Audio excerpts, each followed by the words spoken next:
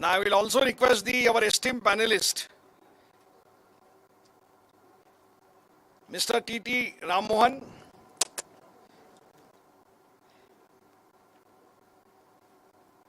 Mrs. Dr. Rupa Rege, and Dr. Dilip Nachne to please come on the dais. Dr. Rupa Rege and Dr. Dilip Nachne.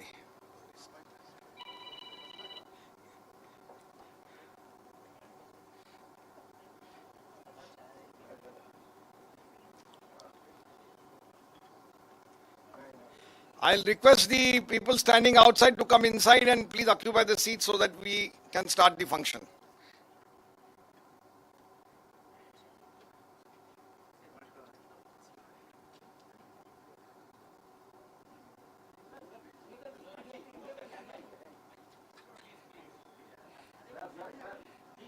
I will request Dr. Bhalchandra to please come and occupy the seat in front.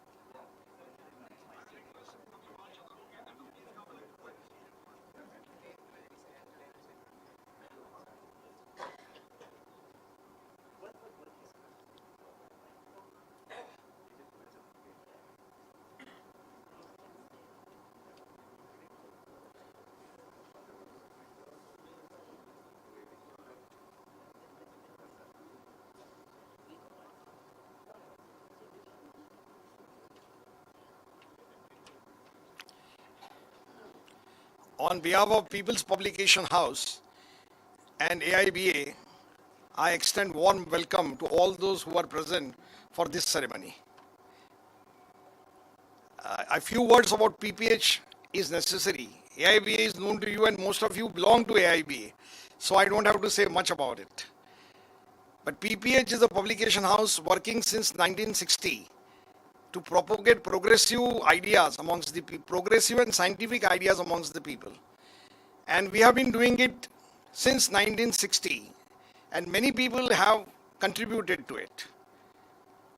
During a period of Corona for 2 years, most of the activities had stopped.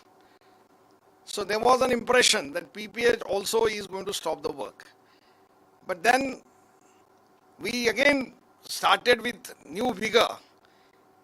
And people like Mr. Bandyopadhyay have been helping. At this age of 94, he has spent so much time to write this book for us, and without expecting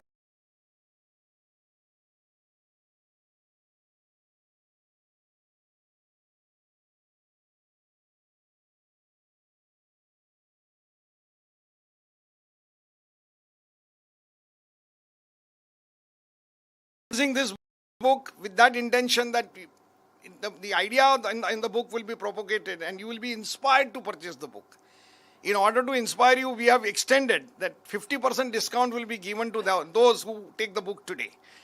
So this is what we are trying to do, and I expect that you will come forward to help us to propagate the ideas of the book.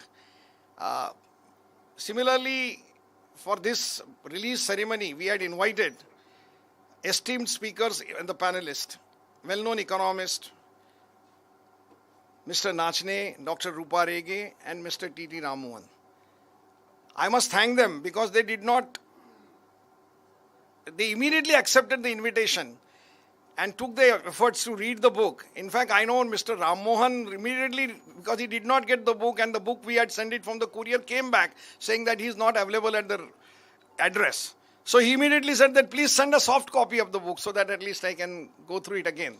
So he was pursuing me constantly, and I was very happy that ultimately I could manage to send a book to him, and he got it. When I got a reply from him that he has received the book, I was relieved.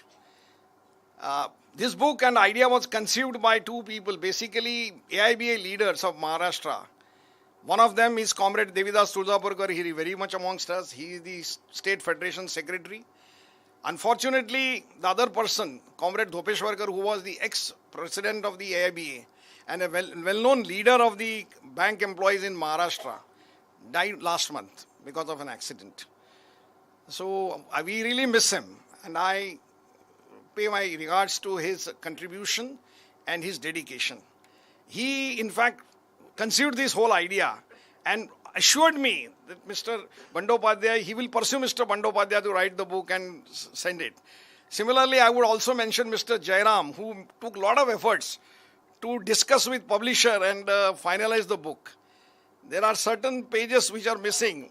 I regret to, I would expect Mr. Bandyopadhyay to excuse me for that. Some Reserve Bank statistics which he had collected with great efforts. Unfortunately, because of miscommunication between the publisher and the AIBA leader looking after that, it could not be added. So, but still, the whole book itself is self-explanatory. So, those who are interested in those statistics, we will be giving those statistics subsequently by a different small booklet, because that is a 69-page statistics. So, we will be coming out with that, and we will definitely provide those statistics to the people who are interested. AIBA is an organization which is working for the benefit of the bank employees and for the benefit of the Indian people since last 77 years. Capital is needed for development, and this capital is collected from the people. Bank is the media which helps to collect this capital and put it properly for the use. And therefore, we have been insisting that it is a job of public good which should be done by the public sector itself. Unfortunately, the market economy and the new philosophy that is coming is insisting on privatization, but it is a great tribute to the strength of AIBA and Bank Employees Federations and United Federation of Bank Employees, that they have been consistently fighting against the privatization. And so far, though a lot of changes have taken place, the privatization of banks in India has not become a reality. And with 2024 elections coming, I believe that though the present government is very much interested in accelerating the process of privatization, I feel that because of the public pressure and the public support that the bank nationalization has got, I think the process of privatization will be further delayed. Of course, AIBA is going to decide about the agitation that they are going to take place in their coming conference, 29th conference, which is to be inaugurated in the same hall downstairs tomorrow. AITC General Secretary is going to come and inaugurate it. So I am very confident that as the leading section of the trade union movement, they will inspire us by taking a decision to fight back the monetary pipeline policy of this government, which is against the people and against the interests of the nation. I will not take much of your time, but to begin with, I will request our in charge of Lok Vangmay Grah, which is a sister concern of PPH, which looks after the Marathi bookstall, and it is an honored institution which has been awarded a prize by the state government recently as the best publication house in Marathi. I will request Mr. Bowdekar to come forward and present a bouquet. Not that, the one. To Mr. CHV. No. Let us begin. It is your function. Then I will request him to extend bouquet to other panelists also. Dr. Nachne. No, not that. Please keep that.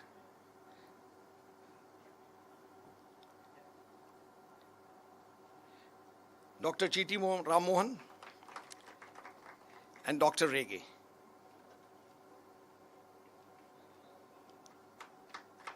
A small one to author. No, not that other one. Yeah.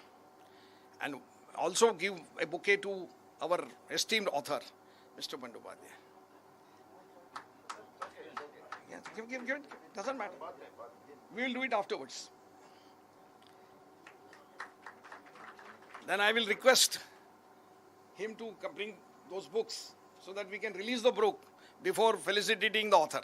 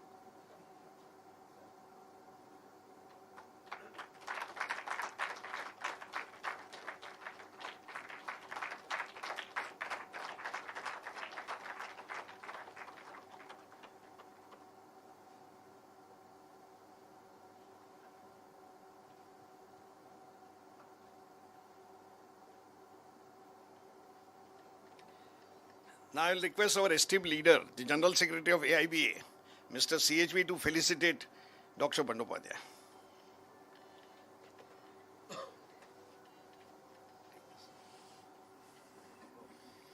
Yeah. Okay. Give.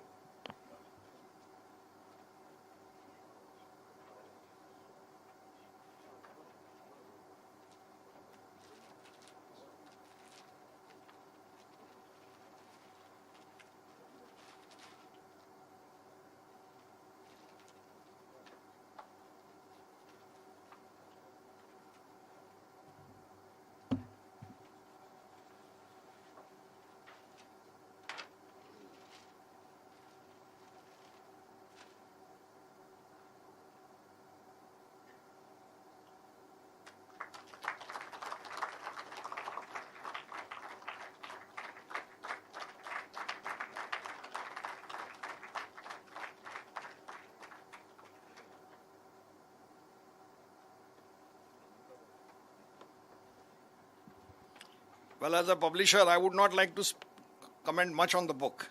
But the relevance of book is very obvious to you, looking at the bank crisis that is emerging in every country. No country is an exception. In fact, the present crisis has again highlighted the thing that the ownership matters little, the management matters most. I will request Mr. CHV now to conduct the discussion and the panel. Thank you.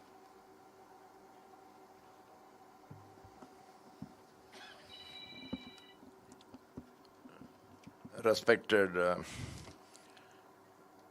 Dr. Bandyopadhyay, our distinguished panelists,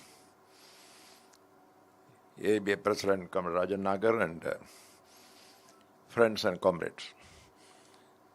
We're extremely happy to be associated with this function of the release of the publication of this very important book. In fact, Dr. Kango has taken the initiative. It should have been published by AIBEA because it's our subject in the sense. But I don't feel AIBEA different from PPH. Our job is the same. It's really a wonderful book. And particularly Dr. Bandyopadhyay is known to us in the All India Bank Employees Associations since the period of our great leader, Comrade Prabhakar, and subsequently Comrade Tarika Chakravarti. And so he has been well-wisher of the All India Bank Employees Association.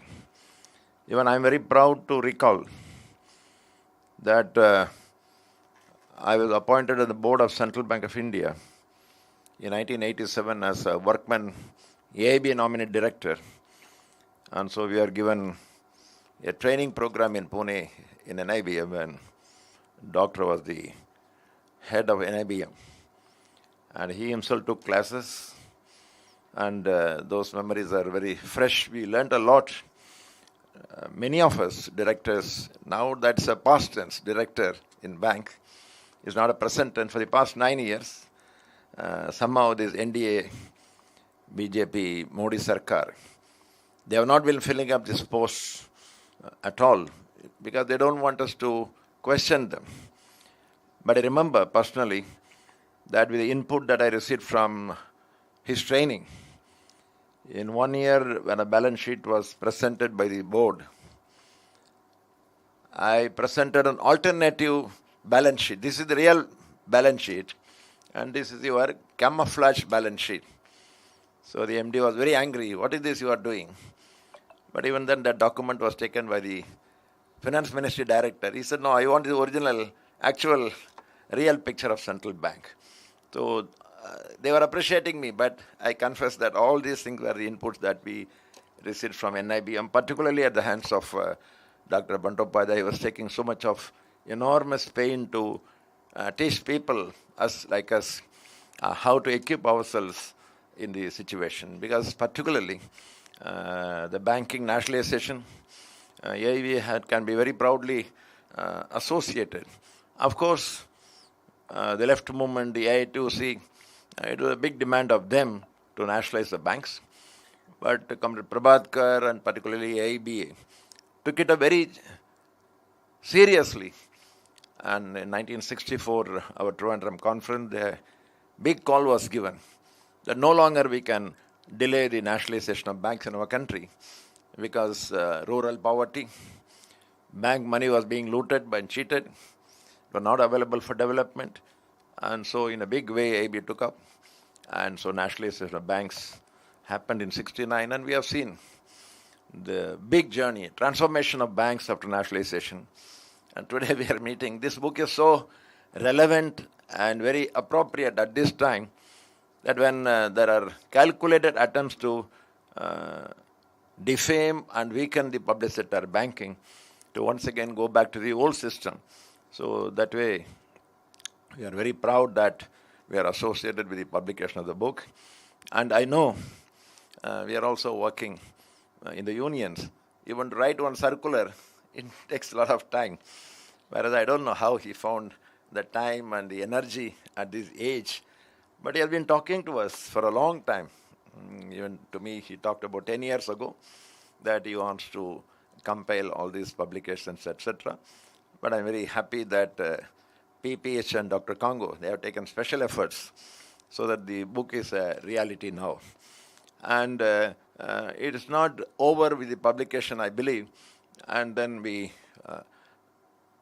buy this book and forget it, because the content of the book is very important, that in Indian context and scenario, private banks are there, that's not an issue, but public sector banks have to be strengthened and further expanded in country's interest, in people's interest, as Dr. Kango was mentioning. Everybody talks of development, but we need capital for development. Even for banks, that's the argument. I can't give you capital, so you go to the market. So the country also needs capital. That capital is abundantly available in the banks. In the entire banking industry, all of us know we have more than 180 lakh crores of people's money in the bank as deposit.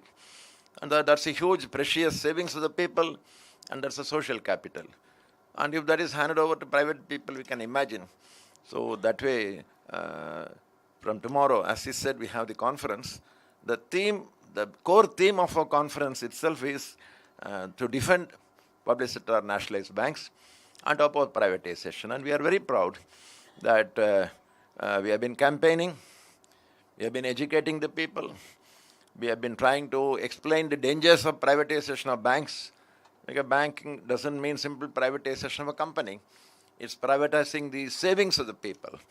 And we have been fighting. If Prabhakar, Parvana, they were responsible for unleashing a campaign to nationalize, people like Amritarika Chakravarti, Chadda, Mandal, Purao, many others, they have been in the scene in fighting against the privatization of banks. And we are very proud. Now, tomorrow we have the report. So I was very proud to write there that from 91 till now, in the last 32 years, we have gone on 53 strikes against privatization of banks. I think we are very proud, and I'm very sure that has substantially helped in keeping the issue alive. Otherwise, by now, they would have privatized the bank. So this book will be very, very handy for us to take to the people at large, the issues involved, that banks are public utility institutions. And that's very, very important for the people to know. And that way it's very, very timely, very appropriate. I'm extremely thankful to PPH for the efforts taken to publish this book. And I'm very sure there are many treasures in PPH publication, many treasures. But by mistake, some people buy and they read. By mistake, by default. Those who are really interested, it should become a mass publication house, and that way this is a very important publication of PPH, and I'm very sure tomorrow we shall definitely tell our people to buy this book. And with this, I'm very, very happy to be associated with this program, and also to assure Dr. Bandyopadhyay that AIBEA will continue the campaign and struggle, because we believe that we shall fight for our own demands. That's only one part. But as envisioned by our great leaders, We shall continue to be involved in defending the public sector banking, public sector institutions, which are responsible for the country's what they now call as Amrit Kal. If that is some Amrit Kal, it's because of public sector. So we shall be definitely, determined to do that. I am very sure that Dr. Mungekar is here. We are very proud that he was there when we last had our conference in 2000. He was the chairman of the reception committee. So we are so happy after 23 years. Again on this we are here. At that time, Dada gave the call, defund public sector, defeat privatization. So we have kept that issue alive. At that time, under our leadership, we gave the call. And now we are here again on the same. That means the threat is there, but our struggle has to continue. And I'm very sure that to the best of our ability, with all our limitations, we shall try to do that. With this, I'm very, very happy. The highly distinguished personalities are here as a panelist in our meeting today. All of us know Dr. Ram Mohan. He is also associated with the AIBEA. He has addressed a number of meetings also. We have been interacting with him. We also know Madam Rige. She was economist in Bank of Baroda. That is, she is virtually part of banking fraternity. Bank of Baroda people are here, ma'am. They are all here, yeah. And also Dr. Nachane. They will also talk to us on this issue so that it will be a great input to us in our debate and discussion in the days to come. With this, I would first request Dr. Ram Mohan to kindly just share his views on this occasion. Thank you so much.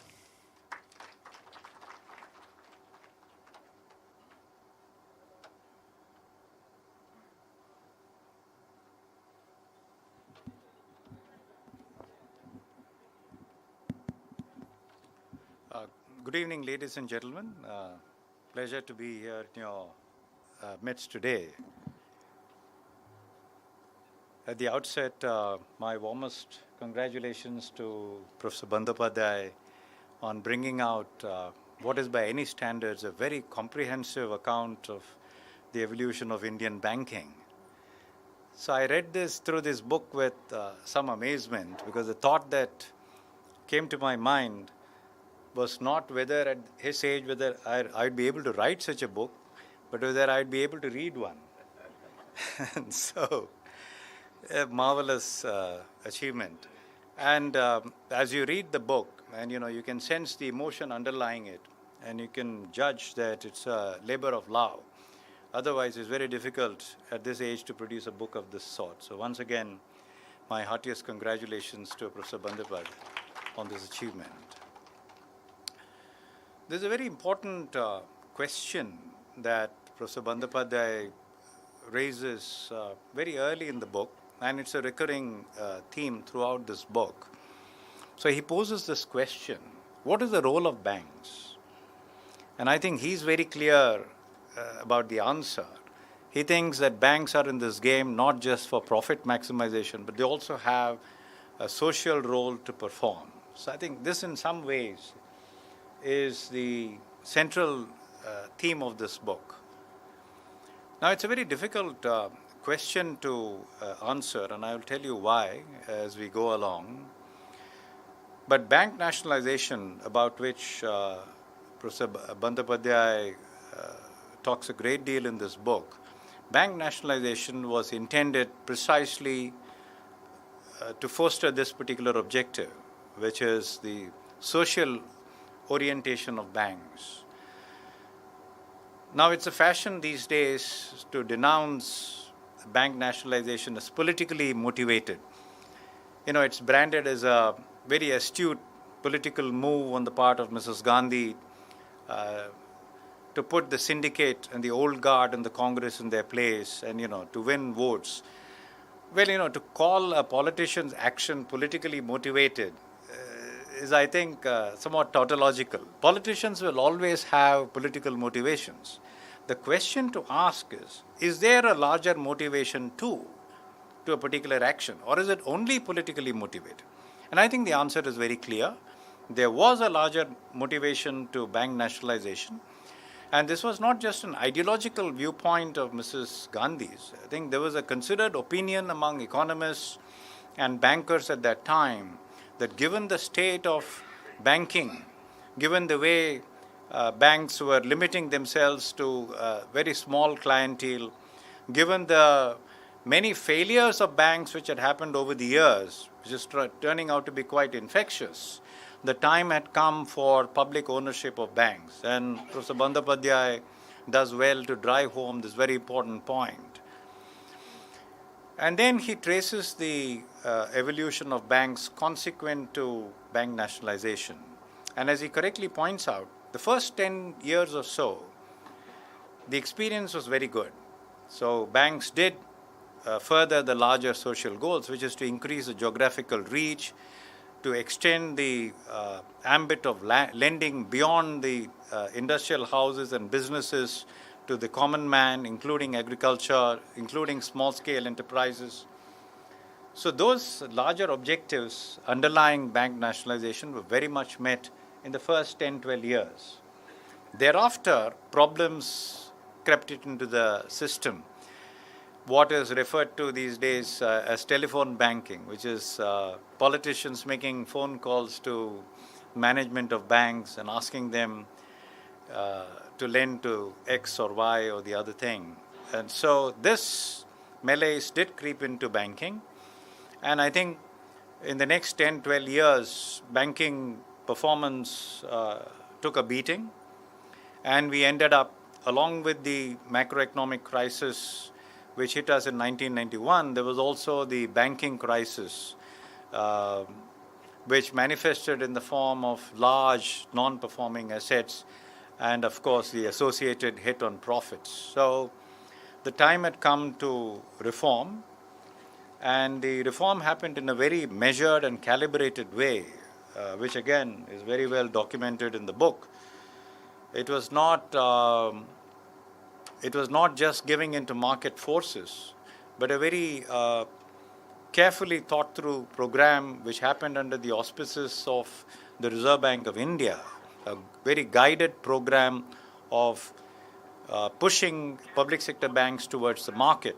So one of the key elements there was listing on the stock exchanges and widening the ownership, bringing in retail and institutional owners, and subjecting banks to a measure of market discipline, which is still very much there.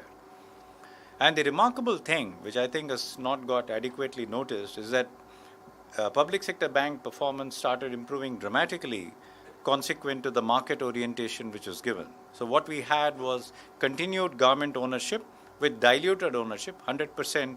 It was no longer 100%. Ownership was diluted.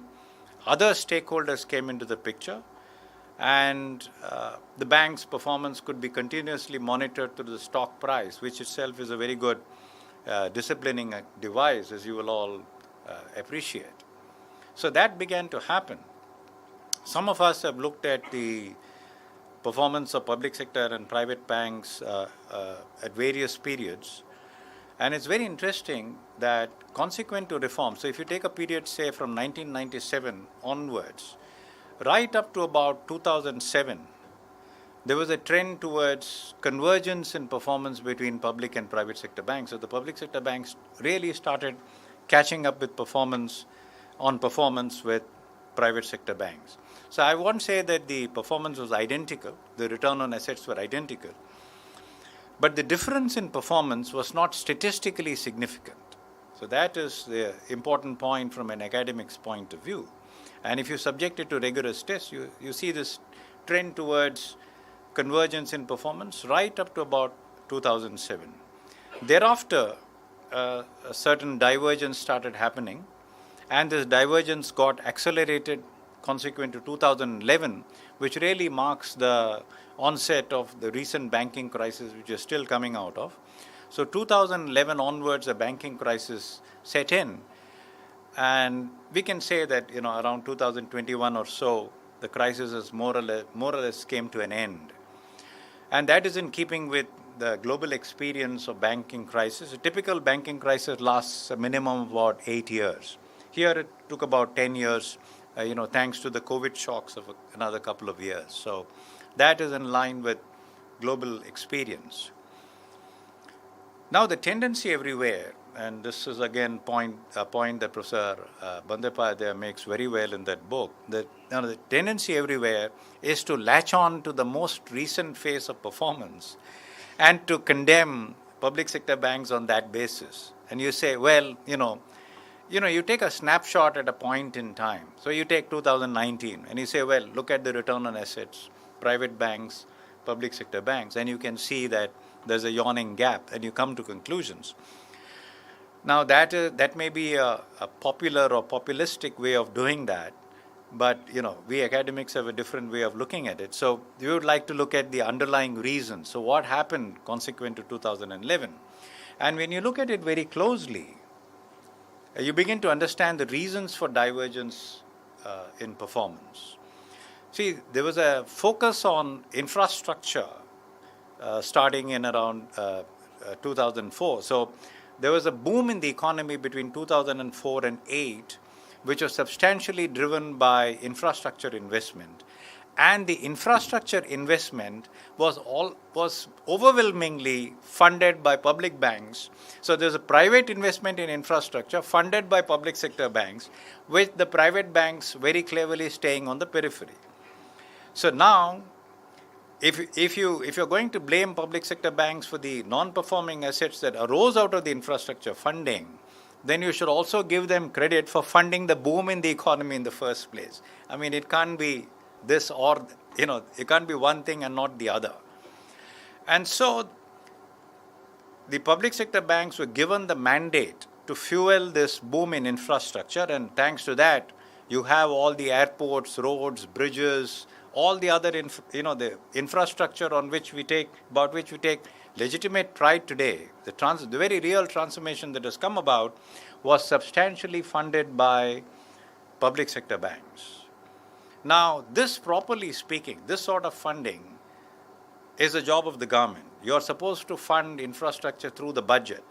Now, you have your own budgetary constraints, and so you don't want to make the necessary allocations, and you leave it to banks to do the funding. So the way I would look at it is that the non-performing assets which have cropped up are essentially deferred government spending on infrastructure. You didn't want to show up in your books as a public sector deficit, as a budgetary deficit, and so you leave it to the banks, and you allow the whole to show up there.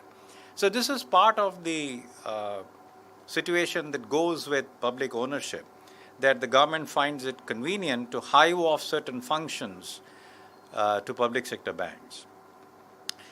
So I just wanted to place this, divergence in perspective, in performance in perspective. And of course, we are seeing a steady recovery starting from, 2001. And, the present year has been a pretty good one for public sector banks. They're sort of bouncing back. But you see, the larger question that Professor Bandyopadhyay posed remains. If public sector banks are to perform a social role and not just focus on profit maximization, and then you have another segment of banks, which is private banks, which are focused only on profit maximization, then how do public sector banks compete with private banks? So here, there is a profit maximization goal with a social mandate, the associated burdens. Then you have a segment which is about 35% or 65% of assets are with public sector bank, 35% with private banks.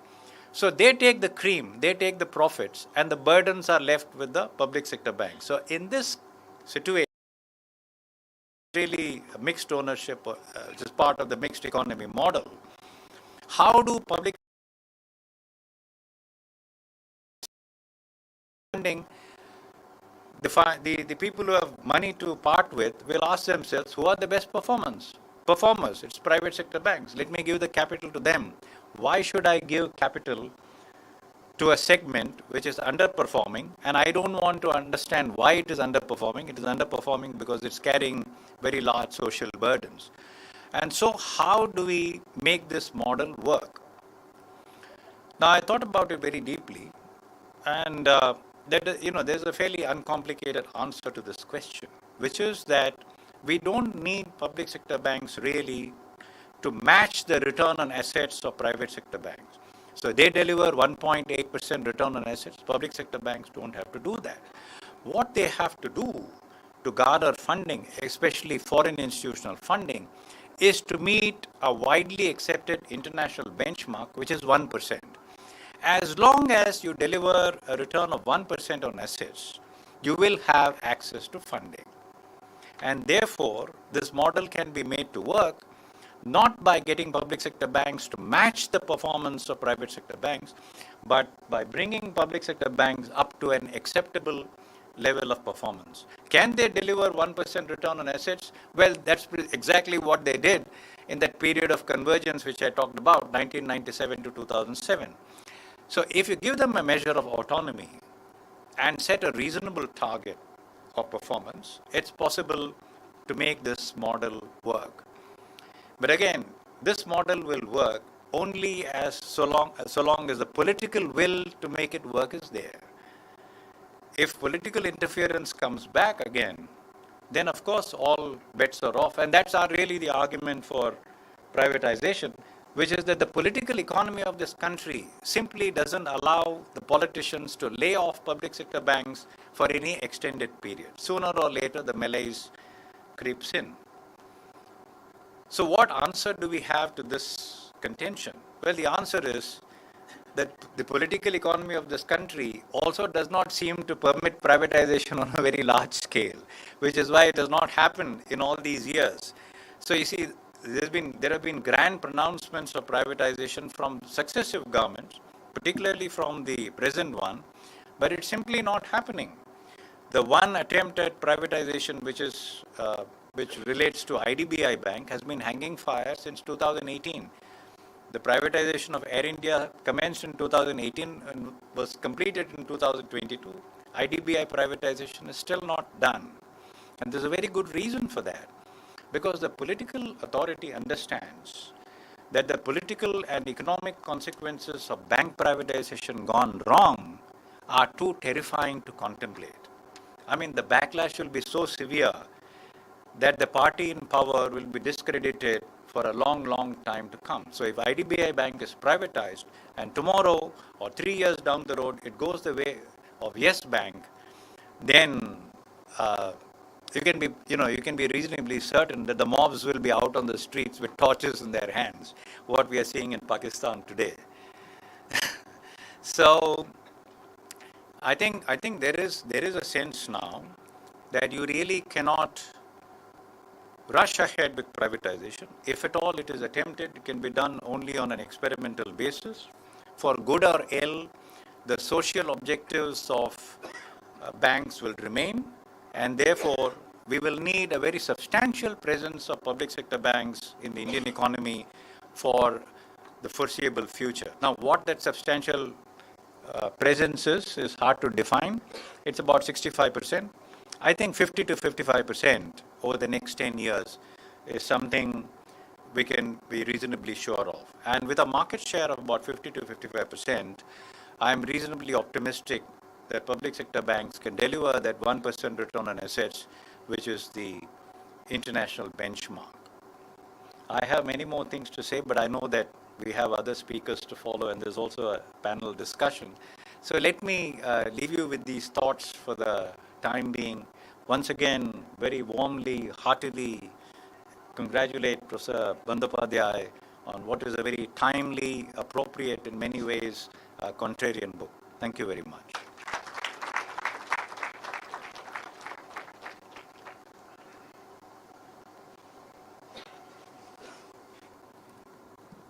Thank you, Mr. Amol. You opened up and raised some issues. Definitely, we shall discuss it. Now, I would like to request Madam Rige. She knows both the sides of the coin now. She was there and she's here now. Please.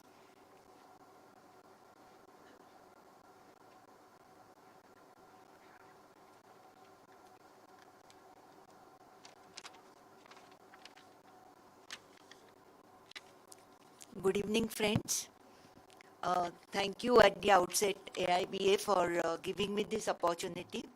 And at the outset, I would also like to congratulate Professor Dr. Bandyopadhyay for penning this excellent book on how to create public utility institutions out of public sector banks.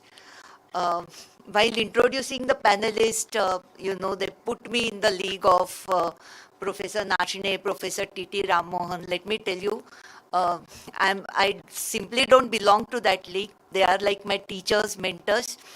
I'm here today because I'm a practical economist. I'm an applied economist, and I have worked in the BFSI sector, banking and financial services industry, and I have worked in uh, almost all types of organizational forms. It's an accident, but I have worked in a development financial institution. I have worked in a private sector bank, in a public sector bank, and now I'm working for an NBFC.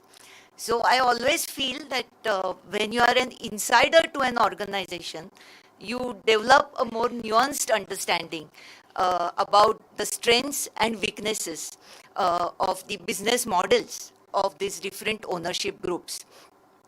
My own experience is that I worked in Bank of Baroda, a nationalized bank, a public sector bank, for almost 12 years, and I had the most liberal and open working environment in Bank of Baroda. So people always say that when you move from a private sector organization to a public organization, won't you feel stifled? On the contrary, I felt that I really had good the freedom to implement my ideas. Actually, the chairpersons of Bank of Baroda used to tell me that make use of your intellectual freedom to help us. Because I was a lateral recruit, I was like a private sector person. So, but I never felt that my intellectual freedom or freedom of expression was ever curtailed when I was working in a public sector bank. So, personally, I want to make this point very strongly because this is based on taking this opportunity. I would also like to share my thoughts on the relevance of public sector banks for India, because that is the key theme of Dr. Bandyopadhyay's book also. And for that, I would like to present a few empirical facts. In 1990s, early 1990s, privatization was a buzzword, not just in India, across the globe. And if you see, everywhere governments were trying to reduce their share, their partnerships, whether in businesses or in banks, by bringing down their stakes or capital investment in these organizations. So if you look at India also, in Indian banking industry, the public sector's bank share in total banking assets, it came down from around 85-86% in 1991 to now less than 55% in FY22. So we also followed the same route. India was not exception to this tendency. But as Professor T.T. Ram Mohan mentioned, post-global financial crisis, there was a renewed interest in public ownership of banks, not just in India, world over, because in business upturn, even though the contributions are coming from public sector banks, they are not explicitly recognized. But in a business cycle downturn, everybody, all countries, they make use of public sector banks to come out with counter-cyclical measures to stabilize the economy. So the same thing happened in India also, because post GFC, both developed countries as well as developing countries, they made use of public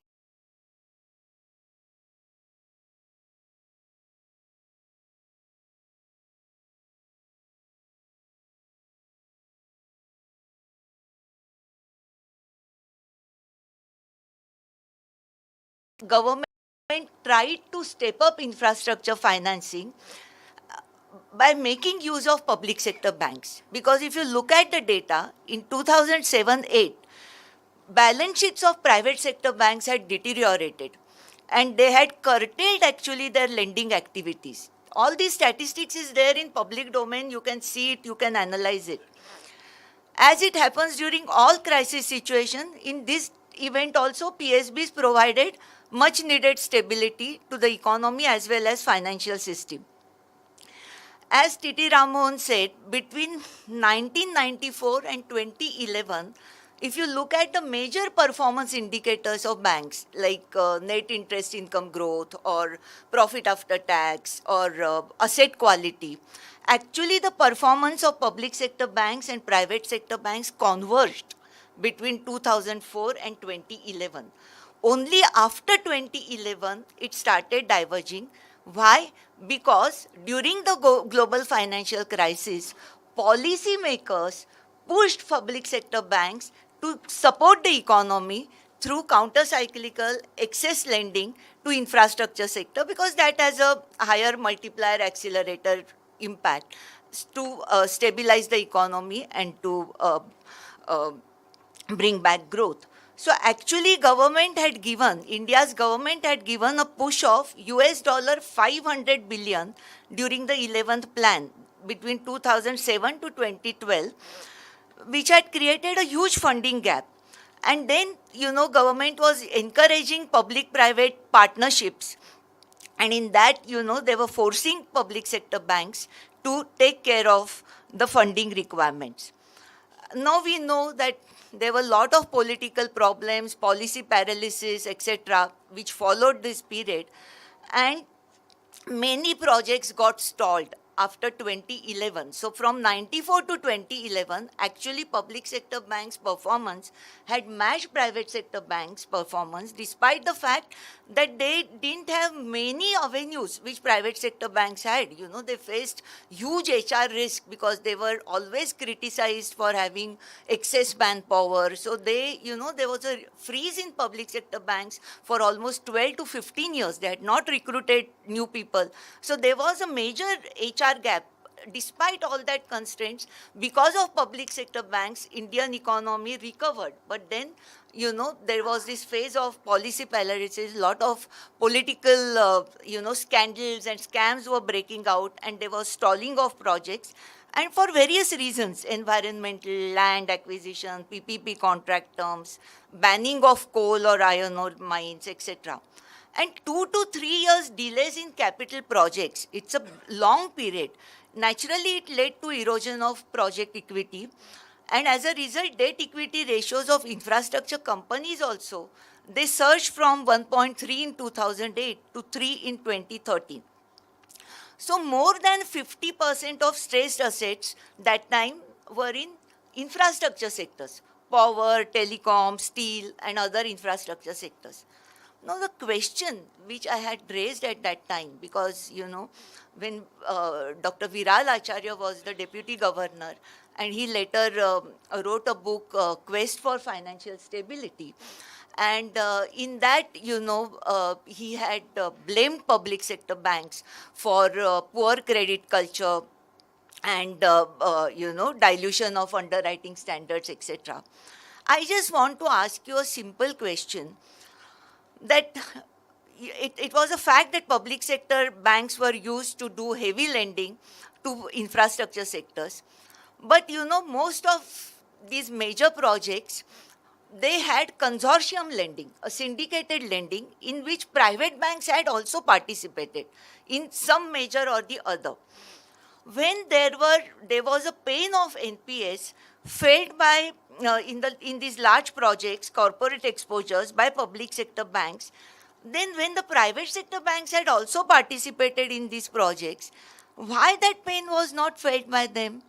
Because they were the same stressed assets. Now, if insiders in the banking industry as well as analyst community will tell you that private sector banks were given permission to exit those exposures. That permission was not given to public sector banks. So they had to carry forward that burden. They had many avenues to do evergreening of those loans, which were not available to public sector banks. You read Professor T.T. Ram Mohan's article, which he has written today in Business Standard, that how, lack of independence of directors in the board, how it contributes to governance problems in private sector banks. So, insiders to the banking industry as well as analyst community, they knew that time that absence of CVC, a compliant board of directors, distortionary incentives, performance bonuses, etc., they had facilitated practices of evergreening of loans in private sector banks. That is a reality. So many people criticize public sector banks for poor credit management, corruption, and conveniently forget the episodes of private bank failures and their mergers with other banks, mostly public sector banks, to protect the interest of depositors. For example, Global Trust Bank's merger with Oriental Bank of Commerce in 2004. Before that merger happened, Oriental Bank of Commerce was known as a zero NPA bank. It had to take on all that legacy. Merger of Times Bank, Centurion Bank, Bank of Punjab into HDFC banks. Yes Bank's rescue by SBI, ICICI Bank, HDFC Bank, recent scandals of ICICI Bank, etc. If you look at the empirical studies, there have been more than 150 banking crises in 80 countries that are dominated by private sector banks. The cost of these crises has been in the range of 1% to 3% of GDP in terms of loss of output in the economy. And compare this with the recapitalization cost, recapitalization of public sector banks, because everybody says that, public money is being spent on recapitalizing public sector banks. If you compare this with that, over the last two decades, this cost has been 0.025% of India's GDP. Statistics tells us the story rather than, the qualitative argument. So I feel in India, public versus private banks debate is never done fairly. When many irregularities are getting reported from the large private sector banks, why they are being referred to as idiosyncratic issues and not as systemic problem?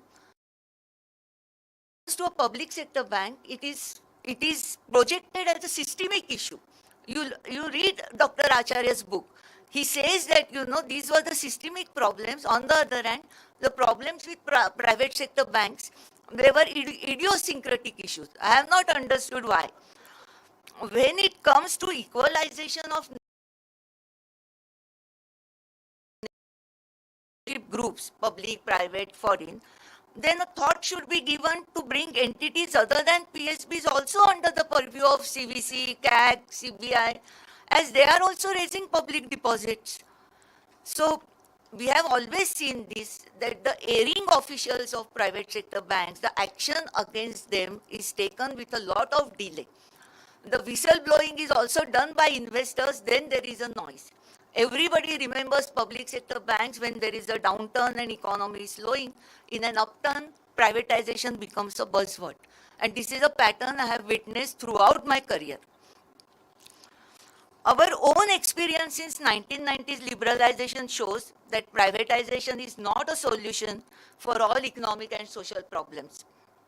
PSB's contribution, if you want to look at, you have to look at their contribution to rural lending, financial inclusion, Jan Dhan Yojana, flagship schemes of state and central governments, infrastructure development, and more importantly, hand-holding with the affected classes when disruptive events happen. See, you guys have been bankers, you have seen post-demonetization. Who did hand-holding with the rural population? And they were not having any black money problem. Agriculture is not taxed. But they lost their savings. But, they didn't know how to exchange notes, this, that. Who did all that? Who helped the cooperatives? Only public sector banks employees, and that also at the middle and lower level. And their morale has to be protected. Just because some scandals happen at the top, we cannot throw out of window the entire bank and the entire ownership group. So, hand-holding with the affected classes after these disruptive events, and then, as I said, economic stabilization through counter-cyclical lending, etc. This performance of public sector banks cannot be matched by private sector banks. There is an interesting paper done by RBI researchers, and it is available in their monthly bulletin for August 2022. They have used this data envelopment analysis to define, different objective functions for public sector banks and private sector banks, and it really throws many interesting results. So that study found that while private banks are more efficient in profit maximization, and that profit maximization need not be through core banking activities, because if you see the proportion of fees, fines, etc. in their total income earned is steadily growing over the last many years. So, but fine, if you want to see numbers, profits, then public sector counterparts have done much better in promoting financial inclusion. This is what RBI's latest study shows. The labor cost efficiency of public sector banks is higher than private banks. For example, public sector bank shares in ATMs in rural areas is more than twice that of private banks. What private banks are doing, even if you want to privatize, they will only look after the high net worth individuals, niche customers in urban areas. PSBs have used this model of business correspondents more effectively than private banks. Private banks have urban business correspondents, not rural business correspondents. I am working for an NBFC, and I know how our rural loan portfolio is purchased by private sector banks to fulfill priority sector norms. So this happens routinely. Then this Pradhan Mantri Jan Dhan Yojana, it was introduced to grant universal access to banking facilities. As of July 2022, 78% of these accounts were in public sector banks, and more than 60% of these accounts were opened in rural and semi-urban areas.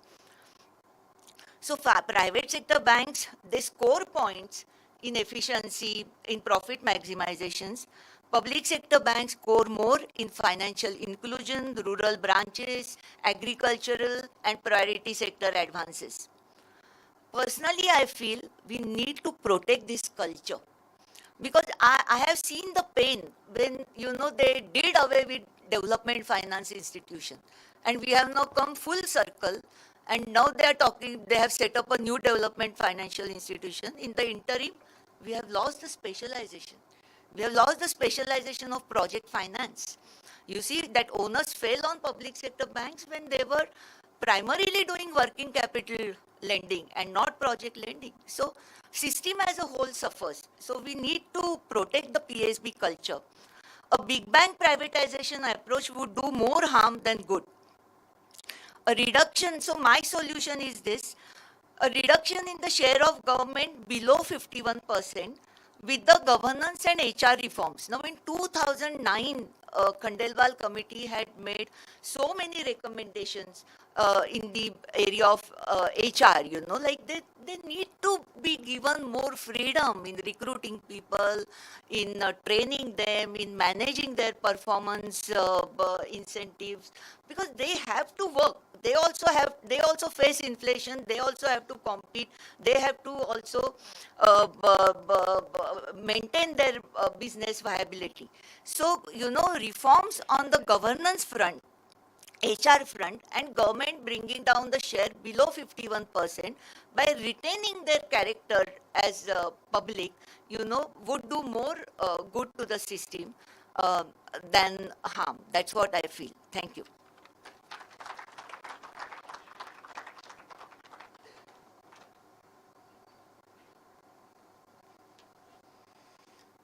Thank you, ma'am. So nice, and a lot of inputs, particularly as you rightly said about the consortium, big loans, where private banks are there and public sector banks are there.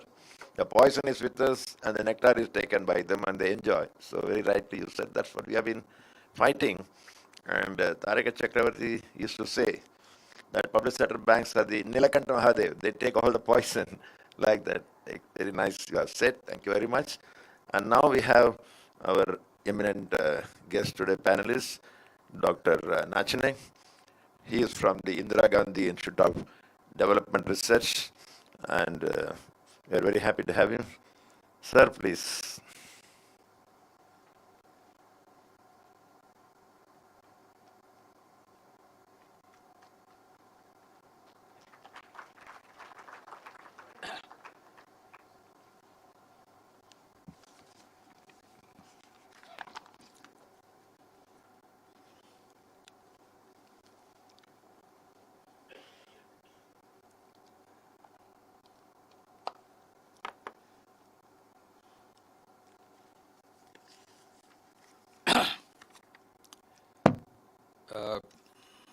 Dr. Bandyopadhyay, a very old friend of mine.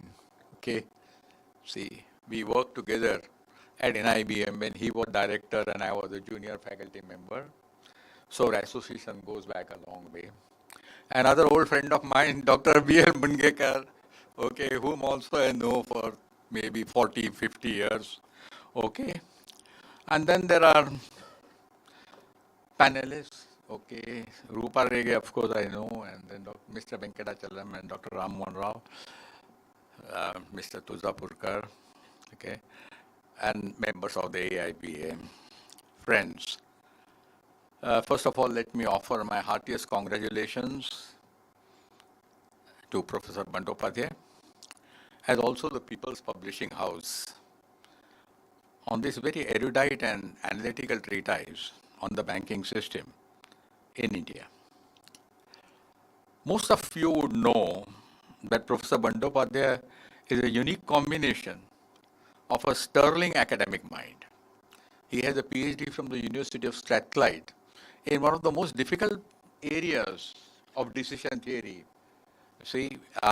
And he worked under a very eminent authority on decision theory, Mr. White. So he has got a sterling academic mind and with a deep insight into the financial system in India. He has been with the NIBM and various other organizations for nearly 5 decades. Okay.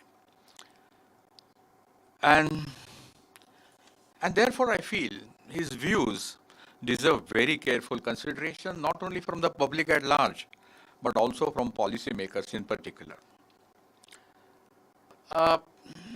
This is one of the excellent books that I have read, okay, in the past 5 years or so on the banking system in India. The book encompasses a really wide spectrum spanning virtually every aspect of the banking world. It is not only creditable that he has written it at the age of 92, I would regard it as creditable for any person writing it at any age. Okay? You see? He begins by offering a comparative historical picture of the evolution of the banking systems in UK, USA, and Europe, individual countries in Europe, France, Germany, Russia, and so on. This sets the backdrop against which the evolution of the Indian banking system can be evaluated. He divides Indian banking history into 5 epochs. Period prior to independence, the pre-nationalization phase, 1947 to 1968, the heydays of nationalized banking, 1968 to 1991, the age of financial reforms, 1991 to 2004, and then global financial crisis and its aftermath, which covers, say, the period from about 2006 or so to the current period. The last epoch in particular is analyzed in great detail. I think one of the facts which has to be emphasized, okay, in this discussion, and which is brought out very beautifully in the book, is that this has been a long road, okay? You see, this is the series of strategies have been planned, okay? Have been planned in a sequence of steps, okay? And I'll elaborate on this. I think the backdrop for the development of the financial sector in general and the banking sector in particular is the roadmap detailed in 4 committee reports. Okay? The Tarapur Committee report on capital account convertibility, the Raghuram Rajan Committee report, okay, the Percy Mistry report, okay,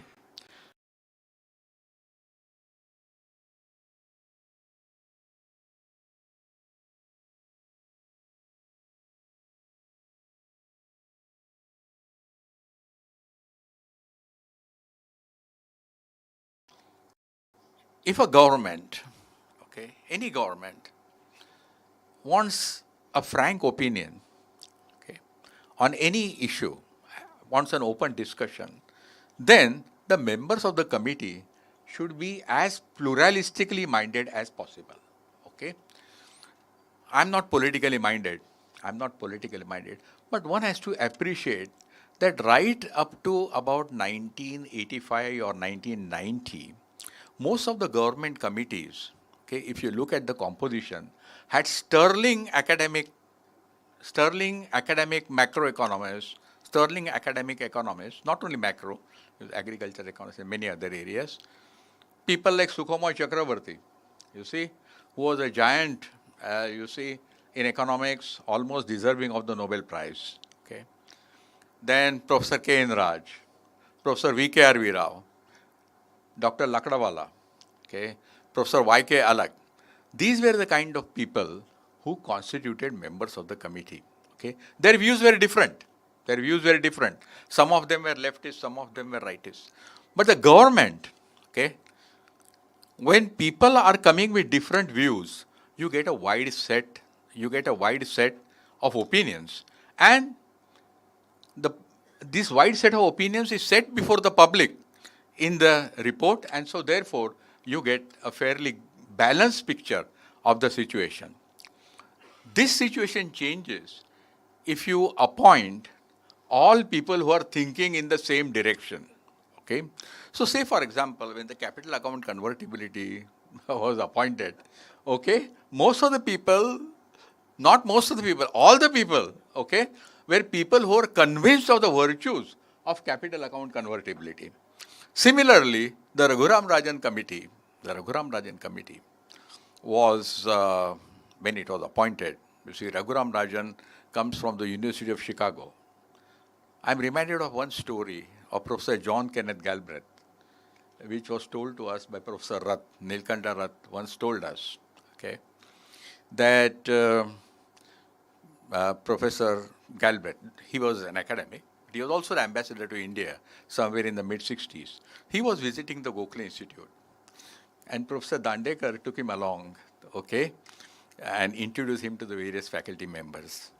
He came to Professor Rath's room, and then he said, Dr. Galbraith, this is Mr. Rath. He had just spent a year in Chicago, okay? And Galbraith's response was, quarantine him immediately. You see, okay? Quarantine him immediately. See, because there is something in Chicago which breeds private markets. You see, something in Chicago, okay?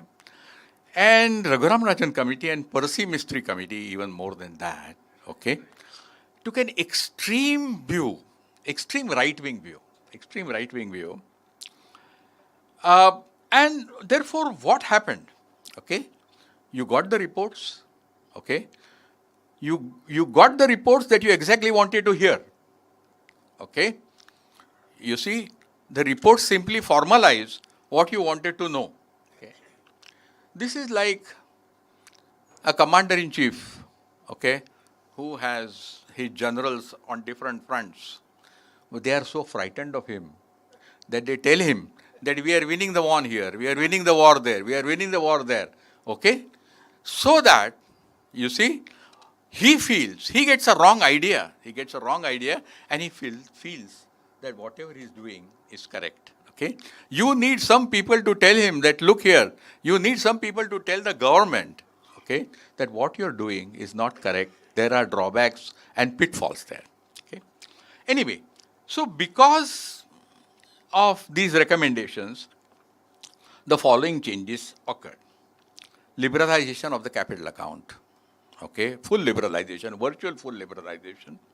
Now there are people like me and many others who wrote against capital account convertibility. Okay, Dr. Mungekar. Okay, we all wrote against capital account convertibility. Okay, but nobody reads our. So he is a Marxist. Okay. You see, entry of private banks encouraged together with foreign banks and branches. And this, I think, Rupa Rege also referred to, the gradual move away from development finance institutions to universal banking. Okay, that was a very big step which occurred. Admissibility of indirect lending towards priority sector obligation. Direct lending for priority sector was replaced partly by indirect lending.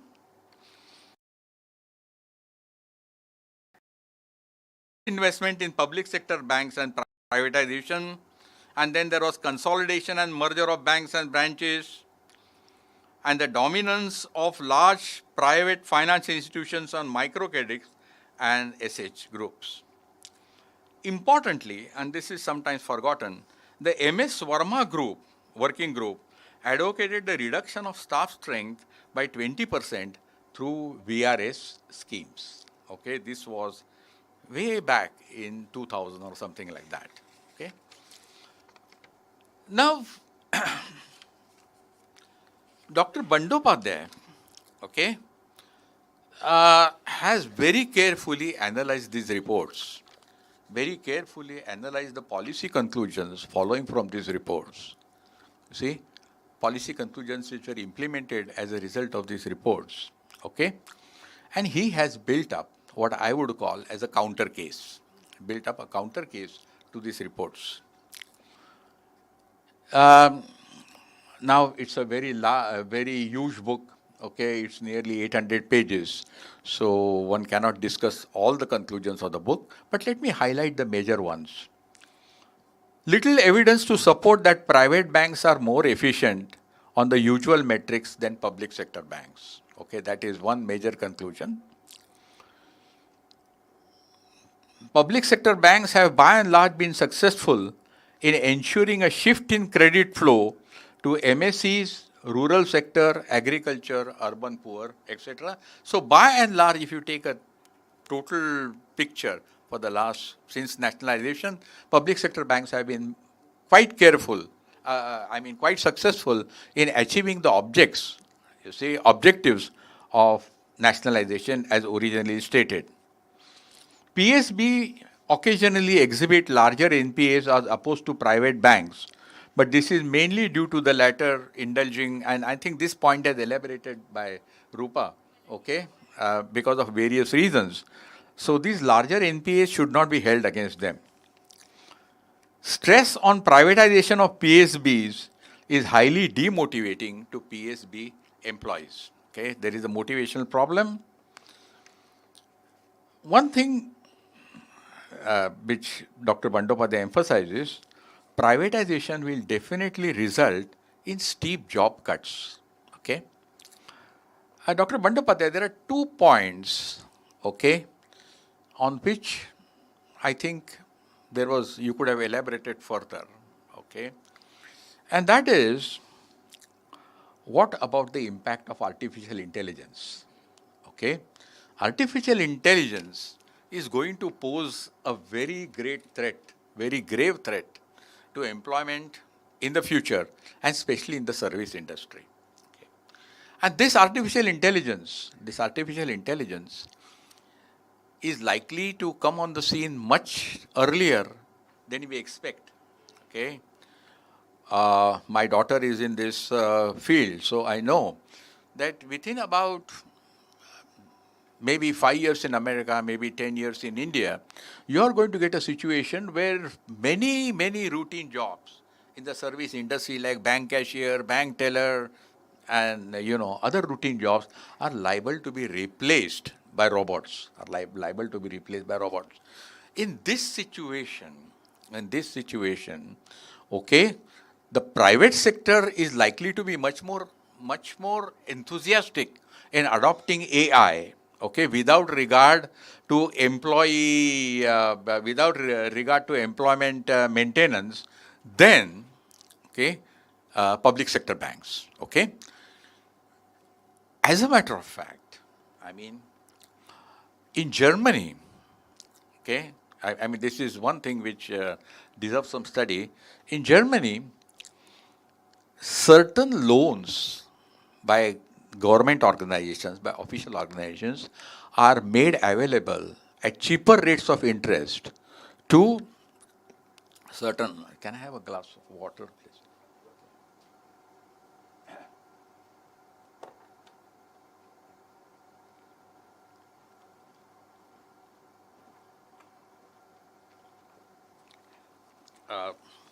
In Germany, certain kinds of loans are made available at cheaper rates to organizations which promise that they won't lay off workers. You see, that they won't lay off workers, and I think this is something which needs to be studied. Okay. Uh, Overall, the case for proliferation of private and foreign banks is weak. And this is what Dr. Bandyopadhyay's perhaps main conclusion comes out. Okay. Now, I would also like to emphasize a few points um, um, beyond, you see, what Professor Bandyopadhyay has, but which I feel are relevant and should also be considered by scholars. Okay. One is, I don't know how many of you have been following the debate, but the Raghuram Rajan committee introduced one sort of a controversial topic, namely principles versus rule-based regulation. Okay. Now, this is not as innocent as it sounds. Okay. In a principles-based system, financial entities are to be evaluated on the quality of their output and fulfillment of certain well-articulated principles rather than a strict adherence to the letter of the regulation. So principles means that if you follow certain general guidelines, you see, the financial entity is okay. In loose terms or in common sense parlance, it means that principles imply light regulation, okay, and rules-based system means heavy regulation. Now, you can imagine, see, that private sector banks are the ones who are really looking for loose regulation. Okay. So this is another controversy. And believe me, were it not for the global financial crisis, the principle-based regulations would have been pushed through in India also, as they have been pushed through in England. England is now on a principle-based system, okay, for regulation of banks and financial entities. Okay. The other question which is often emphasized is regulatory and supervisory independence. Okay. Everyone says that financial entities should be independent, okay, from the government. Granted, financial entities should be independent from the government. Yeah. But apart from that, and this is very important, this was a point emphasized by Alan Blinder in his article, and which I reiterate with strong emphasis, it is equally important to maintain independence from financial markets. Okay. You see, every time the Monetary Policy Committee is to have a meeting, okay, you have a host of articles from the financial press, all arguing from a lower rate of interest. Okay. Interest rates should not be raised. Okay. Interest rate cycle should be reversed. Inflation is under control. Okay. Why is this? Okay. Because financial markets are fond of low rates of interest. Right? And they are fond of low rates of interest. You see, one of the things that I came to know when I was on the Monetary Policy Committee, which came to my knowledge, was that we think that private sector wants low interest rates because the cost of capital is measured by the rate of interest. The cost of capital is a very minor component of the total cost in production. Okay? If you look at the statistics, it is certainly less than 10%. It is between 6 to 8%. Okay? What are they looking for? They are sitting on this huge collection of securities they get unexpected capital gain when the rate of interest falls. Okay? This is something that Keynes has written in 1936, and this is something which which the private sector knows. Okay? The private sector knows, and which the Reserve Bank also knows. Okay? So really, when the rate of interest falls, you see, it is the capital gains which people are looking for. That is the more important factor. Then you see the capital cost of interest. And I very much doubt, myself and Dr. Rangarajan are writing an article in the Economic and Political which will be published, you see, that this is the kind of monetary policy, low interest rate regimes, okay, what are the problems in a low interest rate regime so far as inflation is concerned, but that, is yet to come out. There is an important issue which Dr. Bandyopadhyay could have touched upon, and that is the deposit insurance limit. Okay. In India, deposits were insured up to 1 lakh, and now I think the deposit insurance limit has increased to 5 lakhs. Okay. But even that is immaterial, that is insignificant. Okay.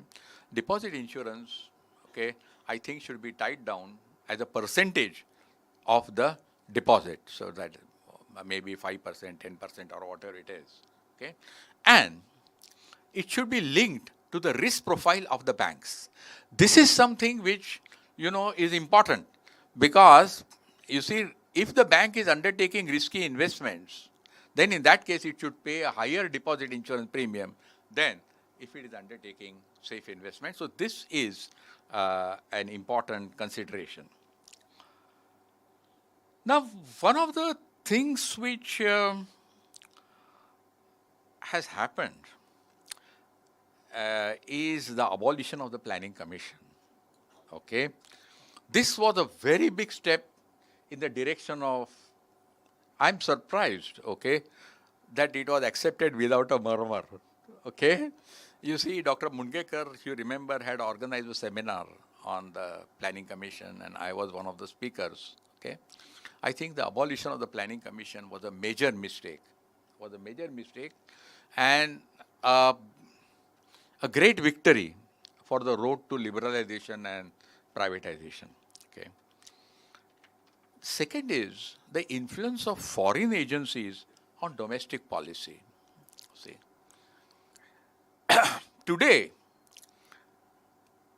you see, if you look at the list of foreign consultants on important projects, okay, you will find that most of the important projects are given to foreign consultancies. What about the huge power projects, electricity? Most of the consulting work is done by French companies. Okay. I was on the board of directors of a renowned institution. I don't want to mention the name for obvious reasons. At the board of directors meeting, the issue came up, okay, about auditors for the organization. And there were tenders. The Indian auditing firm had quoted a price of 6 lakhs. A foreign auditor firm had quoted a price of 36 lakhs, exactly 6 times more. Of the 10 board of director members, I was the only chap, see, I and one other person, who gave a note of dissent. Okay? Because, you see, the contract was ultimately awarded, okay, to the foreign consultant in spite of this huge difference, because they started arguing that the foreign consultant, not that he is more efficient, in fact that will give us greater brand image, okay, greater prestige if we have a foreign consultant to audit our account. This is the kind of mentality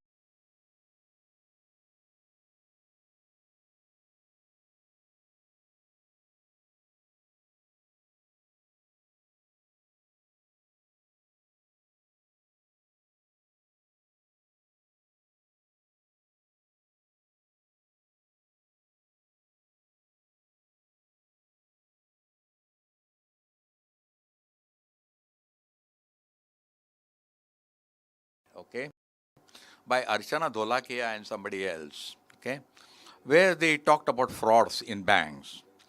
And I will quote some statistics, okay. Of the total bank credit today of 135 trillion, private bank share is 38.4%. Private bank share in total credit is 30. Private bank share in total frauds is 33%. Okay? Private share in total frauds is 33%. Private bank share is 38.4%. So you may think that, look here, the share of frauds is less, you see, than the share of credit. So private banks are doing better than public sector banks. But if you look at this, next statistic, that the penalties imposed by RBI for private banks for non-compliance in fraud reporting. The RBI imposes penalties for non-compliance in fraud reporting. This is 46.4% for private banks. That means private banks are not reporting the frauds correctly. Okay? Private banks are not reporting the frauds correctly. And I think that's why sometimes the statistics have to be interpreted with a great deal of care. I'm just giving a small example. Private banks will also be the leaders in financial innovations. Okay? Paul Volcker, the great FRB chairman who brought inflation in the USA under control, okay, once said that the only useful financial innovation is the ATM. Okay? You see? Is the ATM card, debit card. Okay? And today, as it happens, I was just reading the news on the internet. The financial watchdog Better Markets, the chairman of that Better Markets, which is a financial watchdog in the USA, said that cryptocurrency is a fraud on the public. Okay? Now, cryptocurrency is something which is going to come, okay, which has been introduced by private banks abroad, okay, and which the RBI, there is going to be an official cryptocurrency also. Now, this has been strongly justified by ex-governors like D. Subbarao and so on, who justified official cryptocurrency. But there are certain dangers to that, okay? Because with cryptocurrency, the values are going to fluctuate wildly, okay? And the value of cryptocurrency is also going to become an indirect measure of the value of money, okay? So these, I think I must stop here because, you know, it's an obvious question of time. I once again convey my heartiest congratulations to Professor Bandyopadhyay, and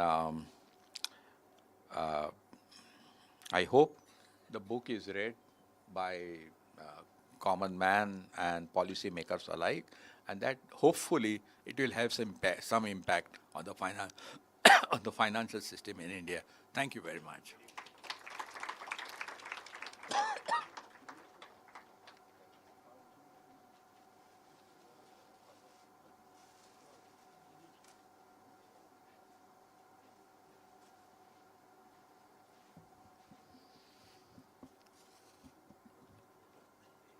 Thank you, sir, for your very important views on various matters. It will be very useful to us. I would only like to bring to your attention, Rammohan sir also, he was referring to the deposit insurance scheme of the government. 1 lakh has been raised to 5 lakhs. We have given a letter to the FM. I met her personally, also told that that's unwarranted because that was done in the background of this Punjab Maharashtra Bank fiasco. Whereas in 1961, when our leader Prabhakar was in the parliament, at the time the banks were collapsing, private banks, and people were losing money. So he took up the issue that must be some insurance. And so that's how it started. 5,000 rupees was insured initially, now 5 lakhs. But simultaneously, because of the efforts of Prabhakar, Section 45 was amended in the Banking Regulation Act, which empowered the Reserve Bank of India in public interest. Any bank which is not doing well can be put on moratorium and met with another bank. So from 1961-62 in India, no commercial bank has really been allowed to close down. And still now commercial banks are paying this insurance premium on this deposit insurance. Last year, government bank, public sector banks have paid more than 15,000 crores as premium, whereas nothing is insured because there is no need to insure. Not only government banks, even private commercial banks. If anyone will collapse, next day it will be taken over by some other bank. So there is no threat to the deposits of the people in the commercial banks at all. Still we are asked to pay. It may be applicable as of now to the cooperative banks. I think it must go to them. She said, yes, you have a point, let us see. That's how, anyway, all of us know. Like that, many things Dr. Nachan has brought to us today for discussion. It's wonderful. And we'll be very happy to hear from the author, Dr. Bandyopadhyay. Before that, sir, would you like to say a few words? Anything? Please.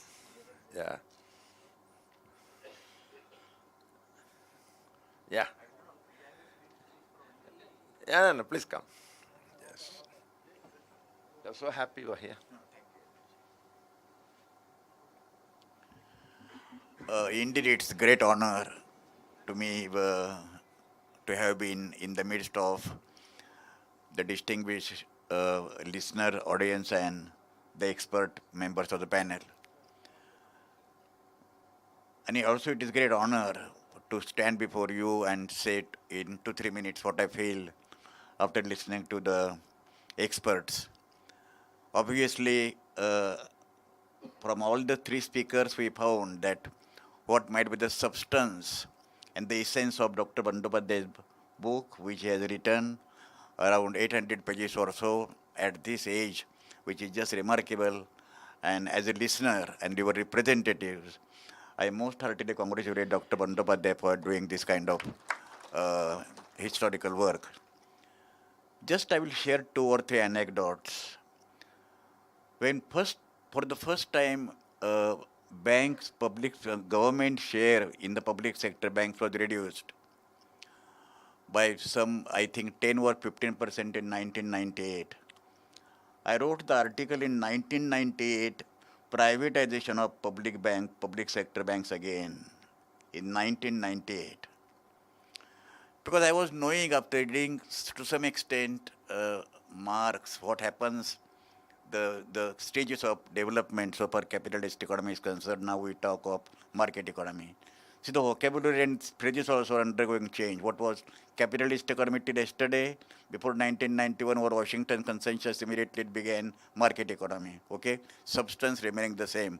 But these words play important role. Second point, Dr. Nachan referred to full capital account convertibility, and that anecdote is extremely important.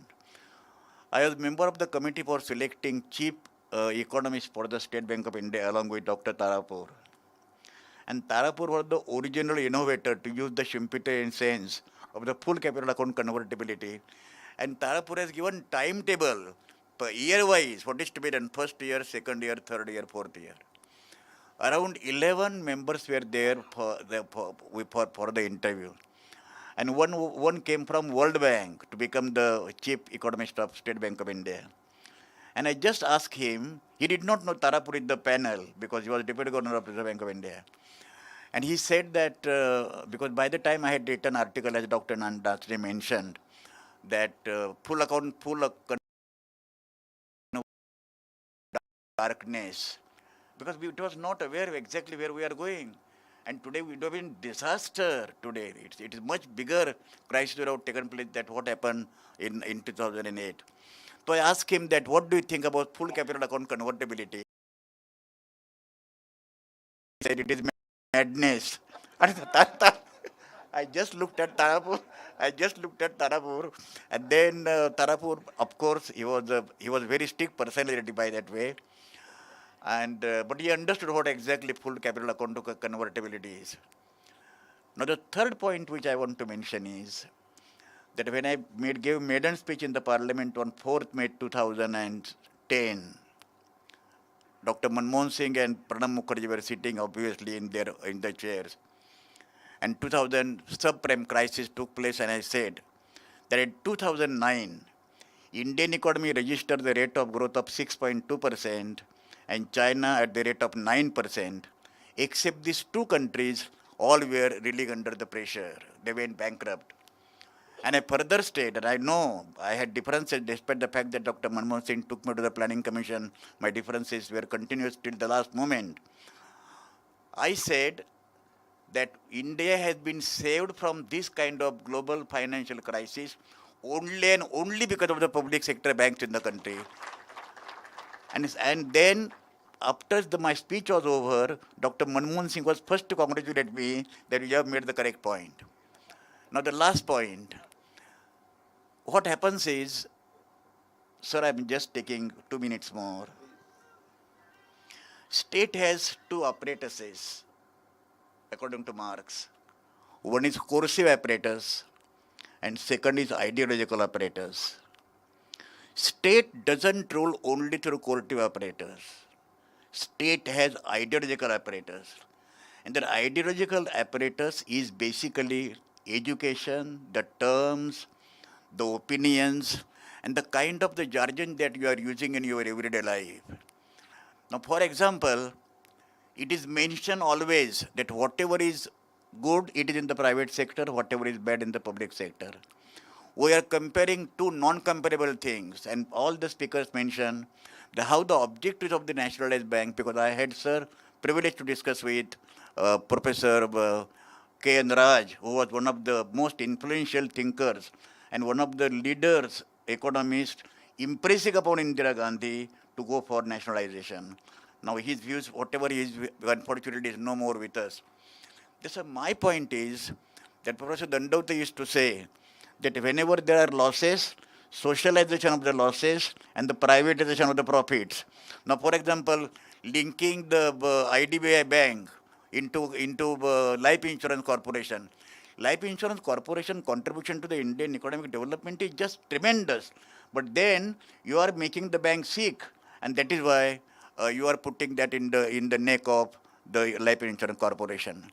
And the last point, I congratulate, because I was working in Reserve Bank of India as a clerk in 1965 when I completed age of 9, and 1974 resigned.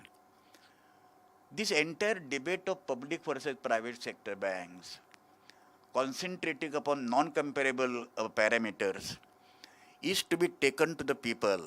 Ultimately, I remember what JP told me in one of his meetings, that when JP asked Gandhiji what to do during a crisis, Gandhiji said, go to the people. Because what happens is, ultimately, people of this country, they are sovereign. They must be more and more. Now, we also must introspect that, for example, is it necessary to have complete trade-off between profit maximization, I call surplus? Is there complete 100% trade-off between earning surplus by the public sector banks and fulfilling the public and the social objectives? My answer is no. Because any bank is economic proposition. It must be having to some extent, despite the constraints, it must have certain viability norms. And that is why we have to introspect ourselves also from point of view. But further question is, public in this country, they when, as Dr. Nachne mentioned, the biggest mistake this government has made is present government, abolition of the Planning Commission.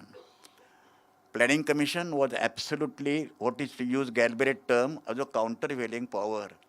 Because ultimately entire power was remaining with the finance minister.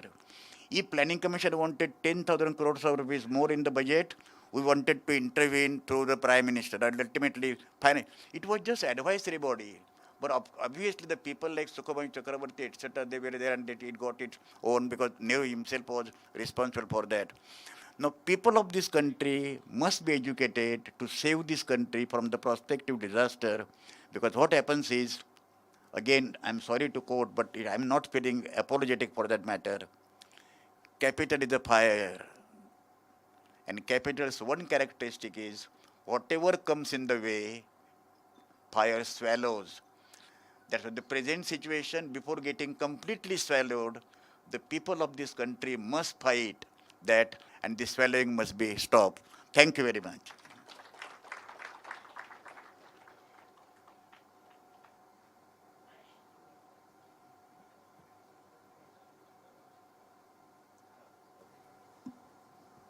Hello.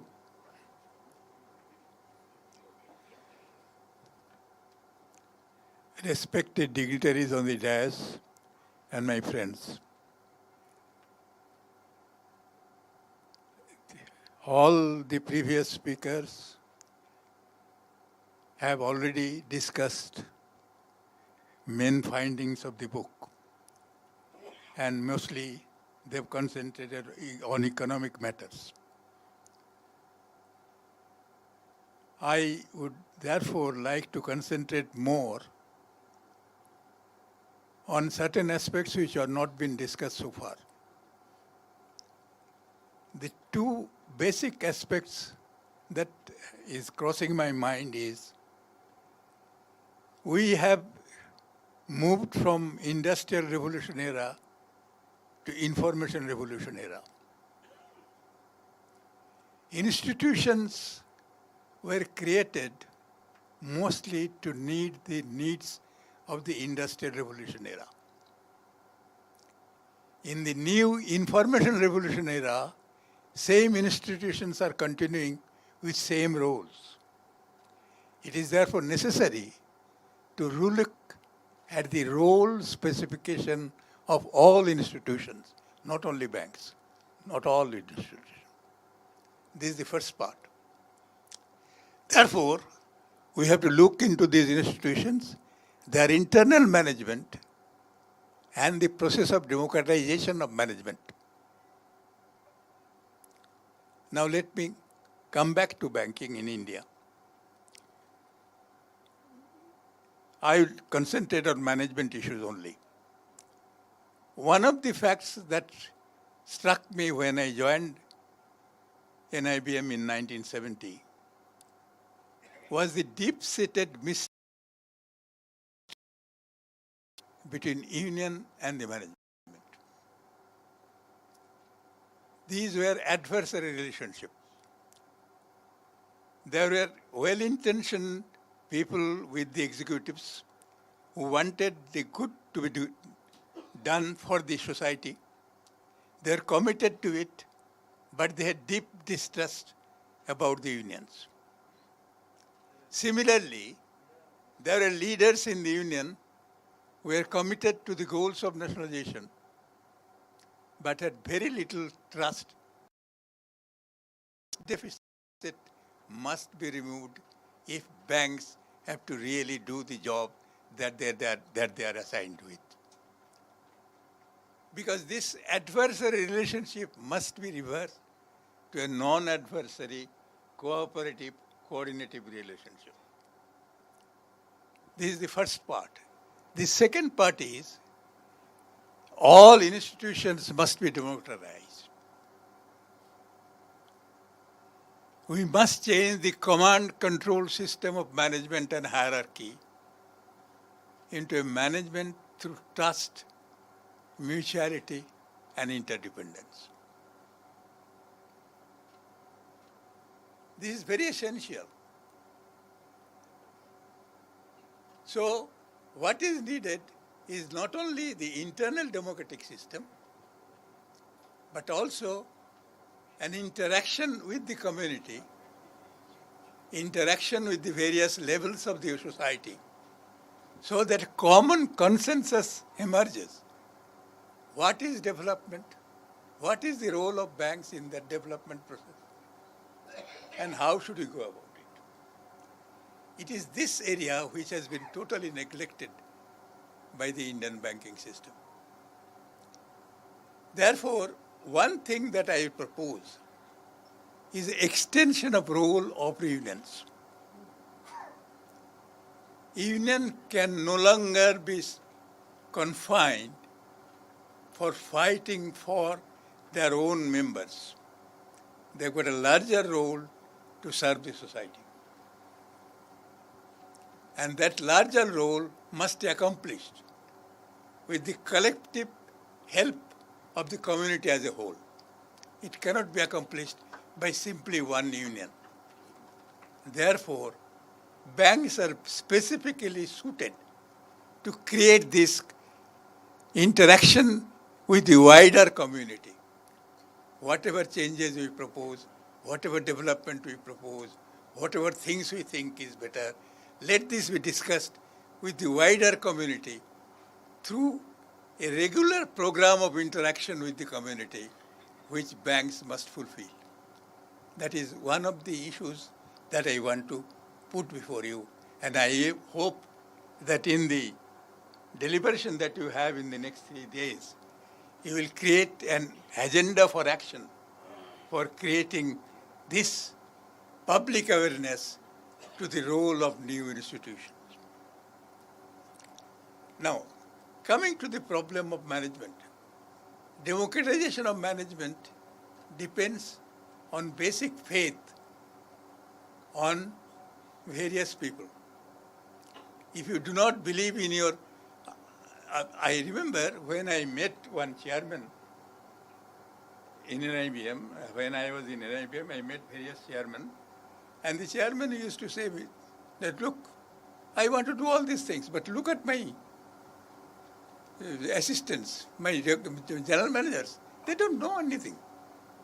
So, here is a chairman who does not believe that his general manager is efficient.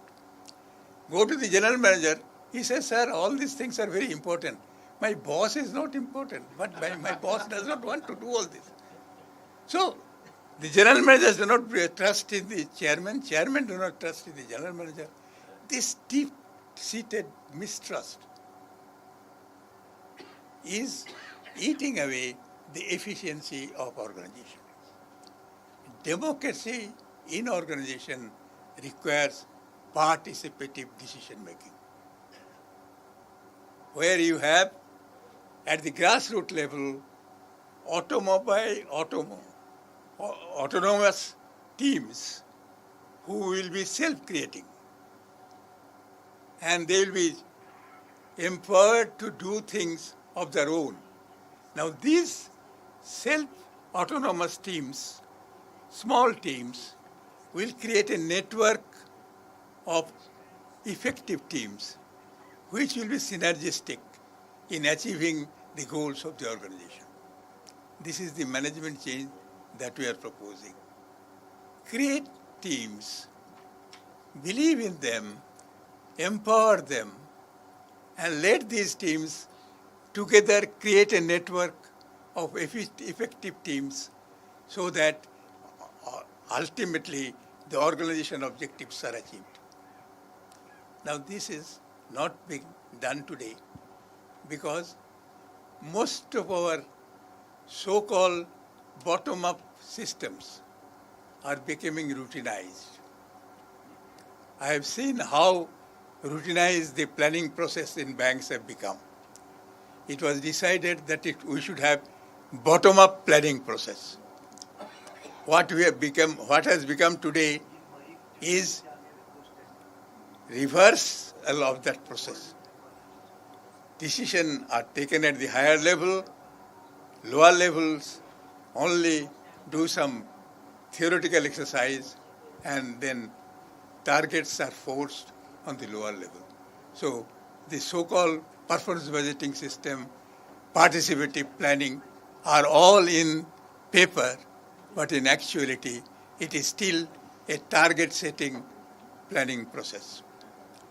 Similarly, there were a number of institutions that were created to ensure the success of the nationalized banking. Institutions like District Credit Committee, SLBC, all these institutions were created. Most of these institutions are become today are institutions for pressure. Have you achieved the target? Have you achieved the quantity? These institutions should have been institutions for coordination, for ensuring that the teams work effectively, to help the teams if they are weak, not to apportion blame, but to find out difficulties and hurdles and ways of removing them. Now this has not been done. So one of the things that we have to do, the unions must strive to rebuild these institutions, rejuvenate innovate these institutions, create institutions which are active and dynamic. Now this, if we do this, there is plenty of things that we have done in banking system which are not working today at all. At all. All the things that we did in the first 10, 15 years are simply forgotten. You are talking of planning commission in a larger context. I am talking of basic planning in the banking in the micro context. And that planning is not being done even today. So, what we are saying, similarly, when it comes to global issues, we have a tendency to follow the Western countries. Because in this country, modernization means Westernization. You will not be modern unless you follow Western models. Now, this is a very dangerous philosophy. What are the best practices of banks? The practices followed by the American banks.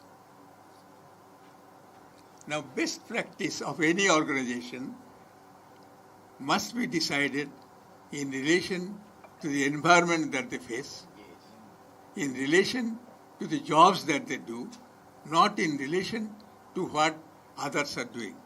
We may learn from them. There is no harm in learning from others. But your learning must be critically assessed in terms of relevance in our condition. So therefore, we should have our own benchmarking, not necessarily the best practices abroad. I remember one situation when I was talking of computerization in banks and different levels of computers. You know, at one level you have the transaction processing, and another level you have got information system, and third level you have got computerization of routine decisions, and at the fourth level you have got decision-making apparatus for help to improve the decision-making. Now, one, I don't want to name him, he is a very good friend of mine, and he is respected very highly in the Indian banking system. He got up and said, Dr. Bandyopadhyay has the habit of saying things which nobody does. He is saying that we should do these things like improving decision making. Does any bank abroad does it? No. The answer is no. I told him that if somebody is already doing something, this does not give you competitive advantage. Competitive advantage will come in doing things which others don't do in a better way. So, you look at this. Anything you suggest, the answer is it being done abroad? If it is not abroad, done abroad, how do you expect that we should do it? How can I do it if it is not done abroad? I'm sorry to say, I was addressing a group of trade union leaders. Dr. Mangekar was also there when we were talking of the trade union movement in the 21st century. And I was talking about the technological aspects. And I talked certain things about the cooperation, the non-adversarial relationship between union and management, and using technology for the benefit of the general public. Sri Indrajit Gupta, who was at that time Home Minister, he came and told me, Dr. Bandyopadhyay, is it being done anywhere? I said, no. It does not make any sense when you ask this question. If you want to do something new, have the courage to experiment.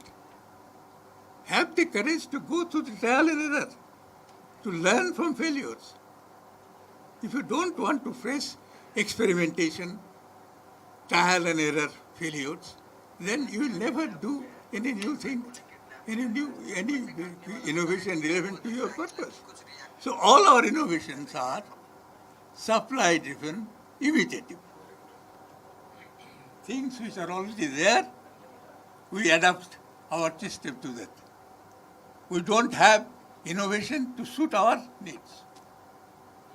We make our needs, adapt, change our needs according to the innovative products available. This is how innovation is being done in this country. So we require creative innovation which is demand-driven. Demand-driven for our needs, not for the needs of others. Right? Now, coming to technology, now two more things I want to stress. One is democratization of management, empowering people.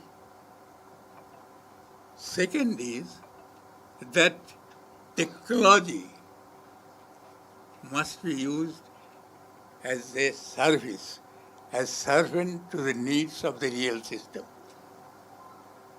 We cannot be slaves to technology. Technology cannot dictate how we should do. We should say, we want to do the following things. What are the technological advances available? Now, Dr. Nachne was talking about AI and ML. Now, yes, it is not possible to discuss all these detailed technological issues in a book like this. But the basic point that I have mentioned in the book is this. The entire technological advances must be used to improve the productivity of scarce resources. The guiding word is scarce. If you use technology for replacing unskilled workers, which is not scarce in this country, then you are using technology badly. You should use technology to improve the productivity of people who are scarce. So improve managerial productivity through use of technology. Because managerial experience is scarce. Use technology to improve the capability of your managers, the capability of your executives, to free their time for fresh thinking, for innovation, instead of routines.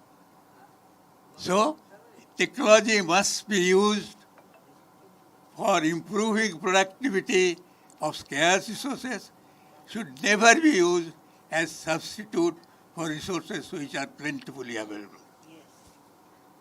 So, technology should never be used for replacement of labor, unskilled labor to some extent. So, AI, ML, everything is only useful provided they improve the productivity of skilled labor, intelligent labor, freeing them from routines so that they can give more time to thinking. This is how technology should be used. And we should never surrender to technological determinism. Technology determines how our future will be, yes. But we determine what technology should be. Right?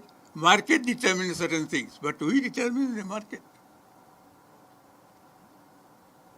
Create a market that will suit your purpose. Let not market dictate you. Similarly, in the case, today, one of the problems that the international system is facing is that today you are going through a period of financial capitalism.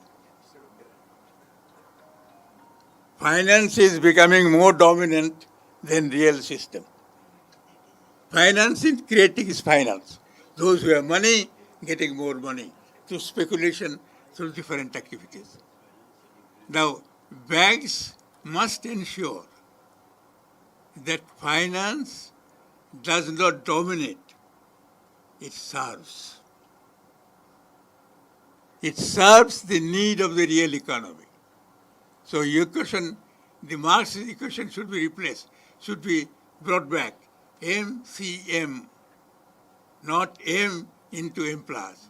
M to M plus. Today, the equation has changed. Money is creating more money. Again, more money is creating another money. So money is circulating and creating speculative bubbles. Instead of that, we should have MCM, money producing real goods and services. Real goods and services are creating huge value, and therefore more surplus value, and that is getting reinvested, and the circle goes. This has to be brought back.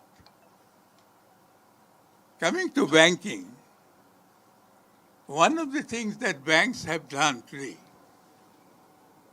they are trying to replace the model originate and hold was the old model. Today, the model is originate and sell. So you securitize your credit portfolio. It becomes more complex through securitization. Nobody understands the risks involved in that complex securities.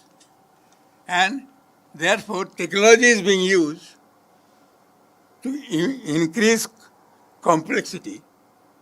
Technology should be used to increase transparency. Make it more simple. Make the products more simple. This is what Raghuram Bhajan has also pleaded. That technology should be used to make products simple, make services more simple, make risk more manageable and understood by people. Today what you are doing, you are using technology to make products more complex so that nobody understands the risk. So use technology for the purpose of simplification of products, for the purpose of improving productivity of people. Use your capability to improve the good of the people in general. Now, banking has evolved over years. It is from class banking, it is slowly becoming more and more mass banking. Now, the conversion of class banking into mass banking was the objective of nationalization. This objective has been have been achieved to a large extent, but still a lot remains to be achieved. A lot remains to be achieved because, as you have said, there is a number of intermediaries created between borrower and the lender. The lender and the borrower relationship is broken. The relationship banking has been totally snapped. Therefore, what I am advocating is reintroduce the old relationship banking, cradle to grave banking. Lend the money, create a banking product and service in consultation with the household, their needs, make it tailor-made and ensure that the project is successful. Be with him, you continue hand-holding, be with him so that ultimately you achieve the goal. Don't forget him by just lending. So today you lend the money and then forget. And nothing happens. Production does not take place. Entire money is being consumed for other purposes. Real production does not take place. And the indebtedness of poor people does not change. This is what is happening. So what is needed is more involvement. Knowing your customer better. How do you make things, why should things become an NPA if you are monitoring it properly? Because you don't know the customer or there is some sort of a collusion. So therefore, you have routinized the process of know your customer, KYC norms. As a result, there is no relationship between the customer and the banker. The relationship is becoming further and further away. We must bridge this. Let banks know their customers in an intimate, personal way, not in a technological routine fashion. This is necessary. And lastly, and this is most important, banks and bank unions must extend their horizon from fighting for their rank and file. That should continue. But to extend your horizon to fight for the entire community. And create an agenda for action, how this can be done. Because lot still remains to be done. We have started a work, we should not abandon it halfway. Vignai punarapi pratihannamana prarabdha muttamaguna purittajanti.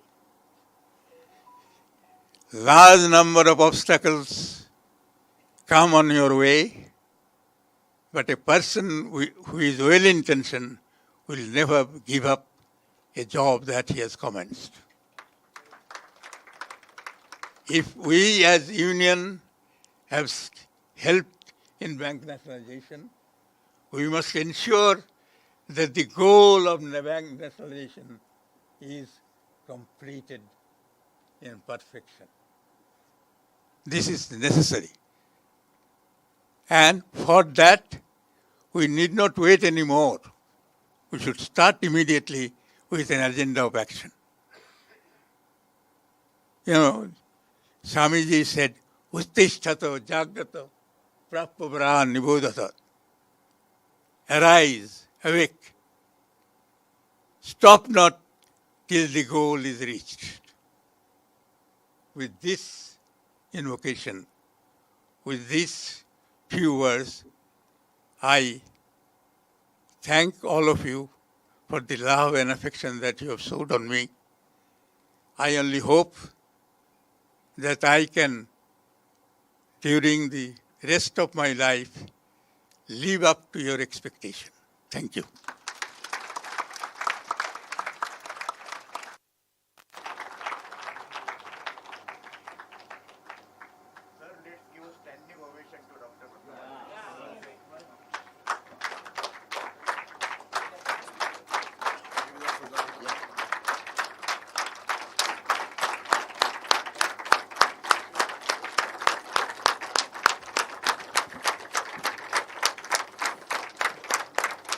Thank you. Thank you very much. Thank you.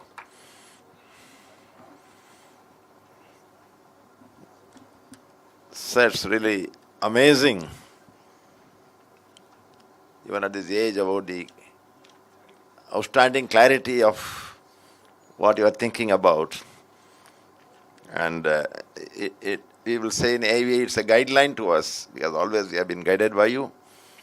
And that's what our leaders have also taught us. So we shall definitely further work towards what you have said. And we are also interested to collaborate with bank managements. But the more we go near them, the more they are running away. They are afraid of us.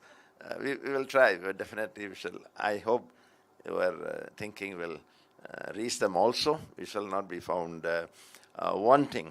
Secondly, very wonderfully you said that technology is okay, but for more productivity, but not to release the jobs or to deprive the job. That's exactly what they are doing.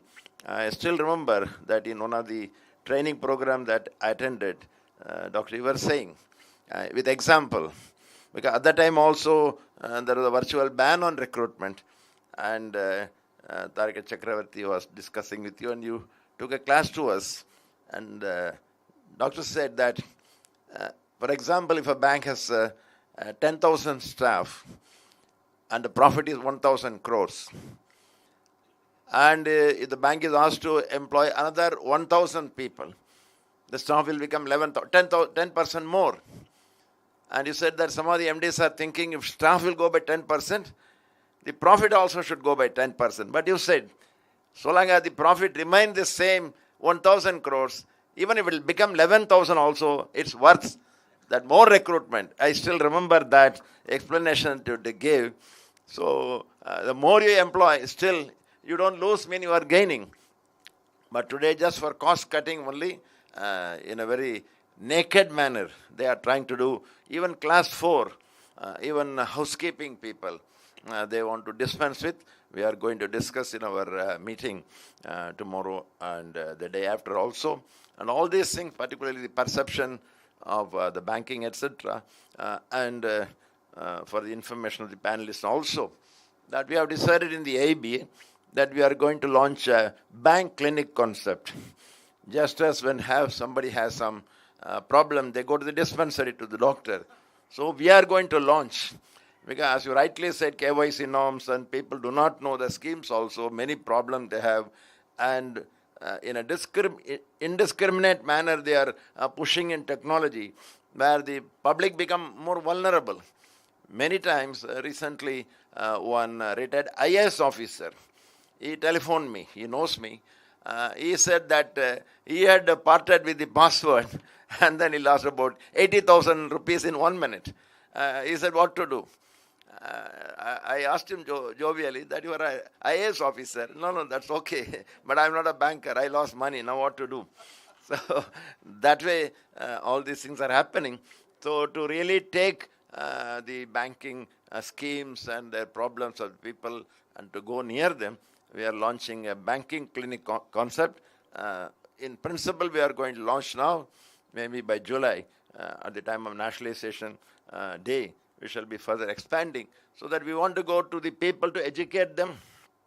We tried that in 2013 in Kerala, banking literacy program. Lots of people we reach through physical pamphleting, etc. That is a good one. But I think today we would like to use technology to reach our bank customers, to protect them. They do not know what their rights are. All these things, definitely. We'll keep your well-thought views in mind.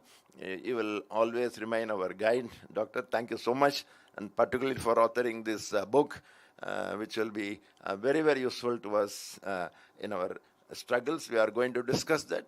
Not only campaign, but action.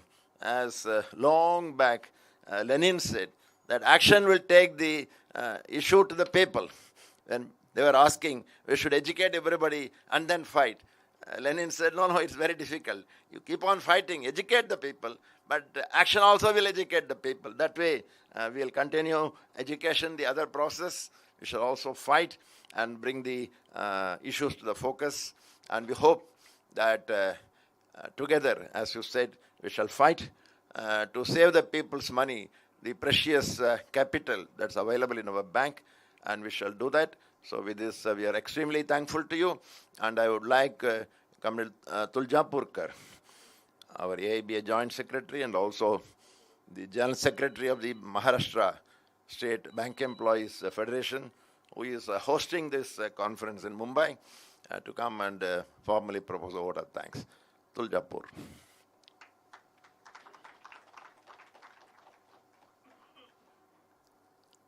At the outset, I express my sincere thanks to Dr. Bandyopadhyay, with whom we have been pursuing for last 2 years. And I think that with consistent efforts, ultimately, this book has seen the light of the day.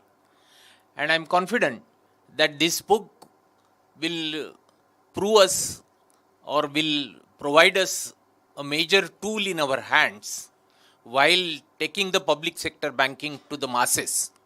So I extend my sincere thanks to Dr. Bandyopadhyay.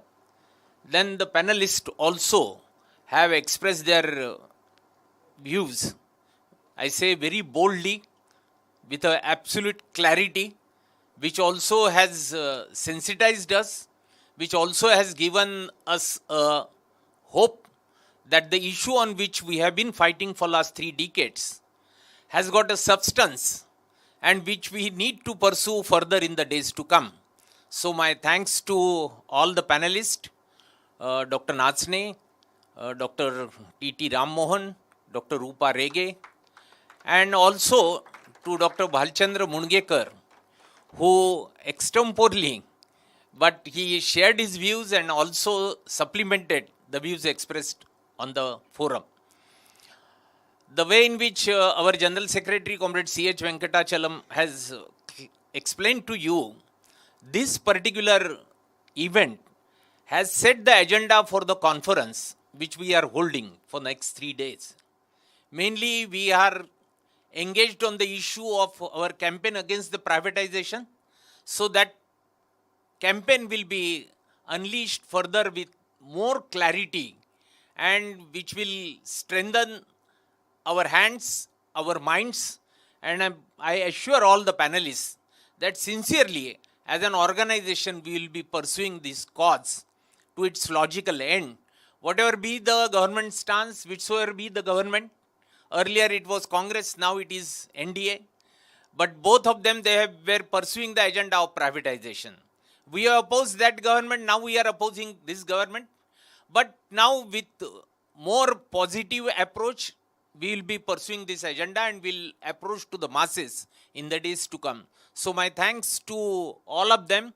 One thing which I would like to mention, that amongst us today, Sukhdev Singh, Comrade Sukhdev Singh is amongst us. He is a farmer leader. We are really thankful to him. He has come for tomorrow's conference as a guest, but he was a part of agriculture struggle, which has shown a path to the bank employees while fighting against the bank privatization. So, thanks to him. And again, I would like to express my sincere thanks to Dr. T.T. Ram Mohan. His mother has accompanied him in this today's function. So, my thanks to her. And again, and again, my thanks to the family members of Dr. R. Bandyopadhyay. Every time, whenever we used to go to him, we'll be warmly received. We have taken a cup of tea almost whenever we go with snacks. We have troubled too much to their family also. So, my thanks to their family members. Today, we will remember Comrade Dhopeshwarkar, who had, for whom this was a dream project. Consistently, he used to accompany us to Dr. Bandyopadhyay. And we will have a lot of discussions amongst us on the banking spontaneously, and that will go for 2 hours or sometime 3 hours. So we remember him at this, on this occasion. Thanks to all the bank employees, leaders from various banks have also come today. And the 2 eminent persons of the panelists, one Dr. T.T. Ram Mohan and Dr. Natsne, both of them are on the Prime Minister's Economic Advisory Council. So, we think that in the process, our views will reach to Prime Minister also. Today, my thanks to both of them. Thank you all. Yeah, sorry. So, thanks to all. Thank you very much. Thanks.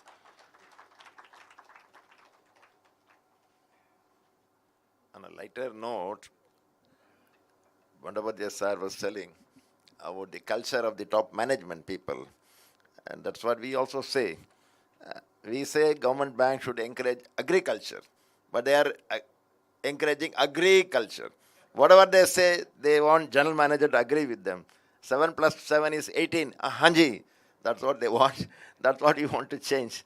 Very nicely put it. And with this, the function comes to a close. Thank you so much. All the best.